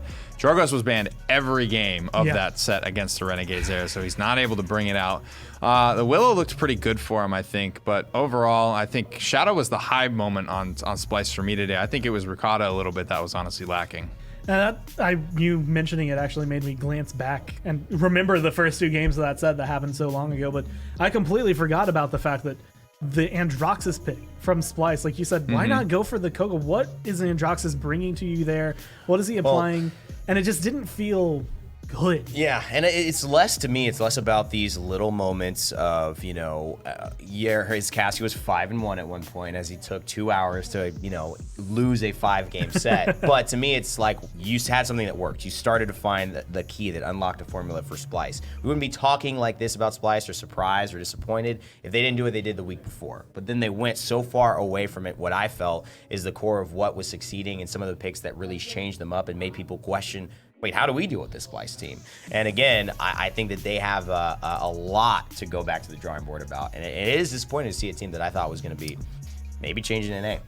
Well, I'll say we did get a phenomenal showing, at least out of one area, no matter what. It was the healing aspect. That's specifically. True. Yeah, he kicked was ass. just pumping out health like it was nothing. It was awesome. He was kicking ass. I mean, on the Furia specifically, that was a fun part of the draft to watch. And this set just in general, having Nara banned out 4 out of the 5 games was a lot of fun to watch these teams try and work their way around that. This was like the best showing of Furia ever. But also the fact that Viral got this once on Ascension Peak, but it was the Willow that I think Shadow did a really good job of locking it down. I mean, Furia, when's the last time we saw her get doubled on a healing chart? That game from Willow, constantly putting out the dead zone when the Solar Blessing was trying to come through, was really awesome, to the point where he saw it and he was like, I'm playing Cherish this game. I can't even run Solar Blessing. I don't think it's gonna pan out. So it was cool to see Furia get doubled for once. Shadow, you know, good day on his Willow, good day on his Cassie. Aspect kicked ass on everything that he played. He was absolutely phenomenal all 5 games. Man, I hard disagree, Nick, but I'm going to let you keep that one. I think everyone. You on thought he Splyce- was bad I thought on everyone Cassie? on Splyce was very underperforming. Yeah, because What? when you look at the end of the game, Dude, he was like 16-8 some of those games on Cassie. How can you look at that and say, oh, underperforming? because none of these games were hard carried by anyone on it. And Envy, you look at the way Envy was playing with Random Noob, and you look at the way that they were playing with Rock. You could see moments where they would take over a game and finish these sets. Why we see these best of 5s go 2 hours, because no one can finish. No damage dealer can separate separate themselves from the other damage dealers on the other side. And if you're telling me that one like Shadow separated himself consistently throughout the set over Loki or Moonchopper every single time, I don't think that happened. They had good moments, of course, but I just didn't see it happen at all. I think you look at the stats. I think that really kind of settles Run it them back. Run them back. I'd love they to weren't see, great. yeah. They weren't great. You think Shadow stats were not great today? Yeah, I do. I will take this L, but everyone looked very even around the 50-50 range. And I think that's what separated. I mean, to me, I don't understand how you have a best of 5 set if someone's carrying so hard where they're double. Well, I mean, these sets to me are never really, it can't be one guy, especially at this like middle of the road couple of matchups here. I think it has to be all 5 guys have to show up. We talk so much about that. Partly, but I think that the fact is it's not on one guy's shoulder to perform. I completely agree with that. But I think that if you do have a guy who is carrying the way, that a description of he was insane, no one could stop him, right? To me, that seems like he got stopped too much for this to be a 5-game set that took 2 hours and went 3-3 every single game. That to me, that's not what a carry does. If you see somebody going 10-0 like Rock Monkey, then Envy finishes that Frog Isle game in 6 minutes, which is what we saw. Nobody did that performance today, and that's what I'm looking for. He played well. I'm just saying they didn't get it, man. I think G Bunny, Shadow, and Aspect played great today. I think there could have been better moments for, and also just like moments of like letting that payload get captured right on Frog Isle, or that's where I think. That could have been a good moment where Splyce step up. I think Ascension Peak slipped out of their grasp. I think they should not have lost that game as well. But I think Ricotta needs to step up a little bit more. I think Vayne didn't have a great day as well, but the rest of those guys, I definitely applaud them. Well, at the end of the day, it was a hard-fought win, but it goes to Renegades, which I want to say is unfortunate for Splyce because they were finally starting to stack up those wins, or at least look like they had the potential to. But like you said, like if you start even just having a falter in your performance, if you have a moment where you look worse versus a moment where you look really great, it depends on how many of those come through. What was it, 416, I think, seconds overall for Hero 400 at on the the end, objective, standing man. on the objective, which I think had a relatively big impact on that. Yeah. But I mean, that's the end of week number 3. Do you guys have any thoughts just closing out this entire week? Keep getting better, man. That was a lot of fun to watch, despite taking forever. That's a set that's going to stick out to me and that I'm going to remember for a while. I think both these teams should try to just clean that one off the slate. And honestly, I felt that Splyce went up and they went down this week personally. But, obviously it's a big journey. When you look at those moments of week to week, you are going to have moments of, hey, maybe this was up, maybe this was down. Maybe this was a great day for this guy, but for this guy, it wasn't a great day, or vice versa. And then in the overall scheme of your team, you start to understand what doesn't work and what works. Who do we have to get going? Who do we have to make sure? It feels like MVG2, they know when this guy's going, when they've made this person succeed, the game succeeds with them. And I think if Splyce kind of maybe Renegades learn like, man, we didn't find the answer, it will help you to figure out, okay, what do we need to look for now or prioritize to find the answer in the weeks to come. Well, that's going to be it for week 3. And as a reminder for anyone who might not know, next week's actually going to be a bye week for the PPL. Yeah, that's right. So you'll be missing out on some of the gather rounds. You're also going to be missing out on an Esports Weekly. Won't be happening on Monday. Instead, we'll probably have something like a recap video coming out for this week, just talking about what had gone through. But take the time to relax. If you're the teams, take the time to practice, grind up for week number 4. Things are going to be getting a little bit more hectic, I think, in the last couple of weeks. But as always, thank you for tuning in, especially if you sat through those that one lengthy set and the other one that you might have forgotten by the time you got here. And we'll have just more content next week. A couple weeks from now, we'll be coming back for the PPL. Week break, enjoy it. For watching and enjoy your weekend.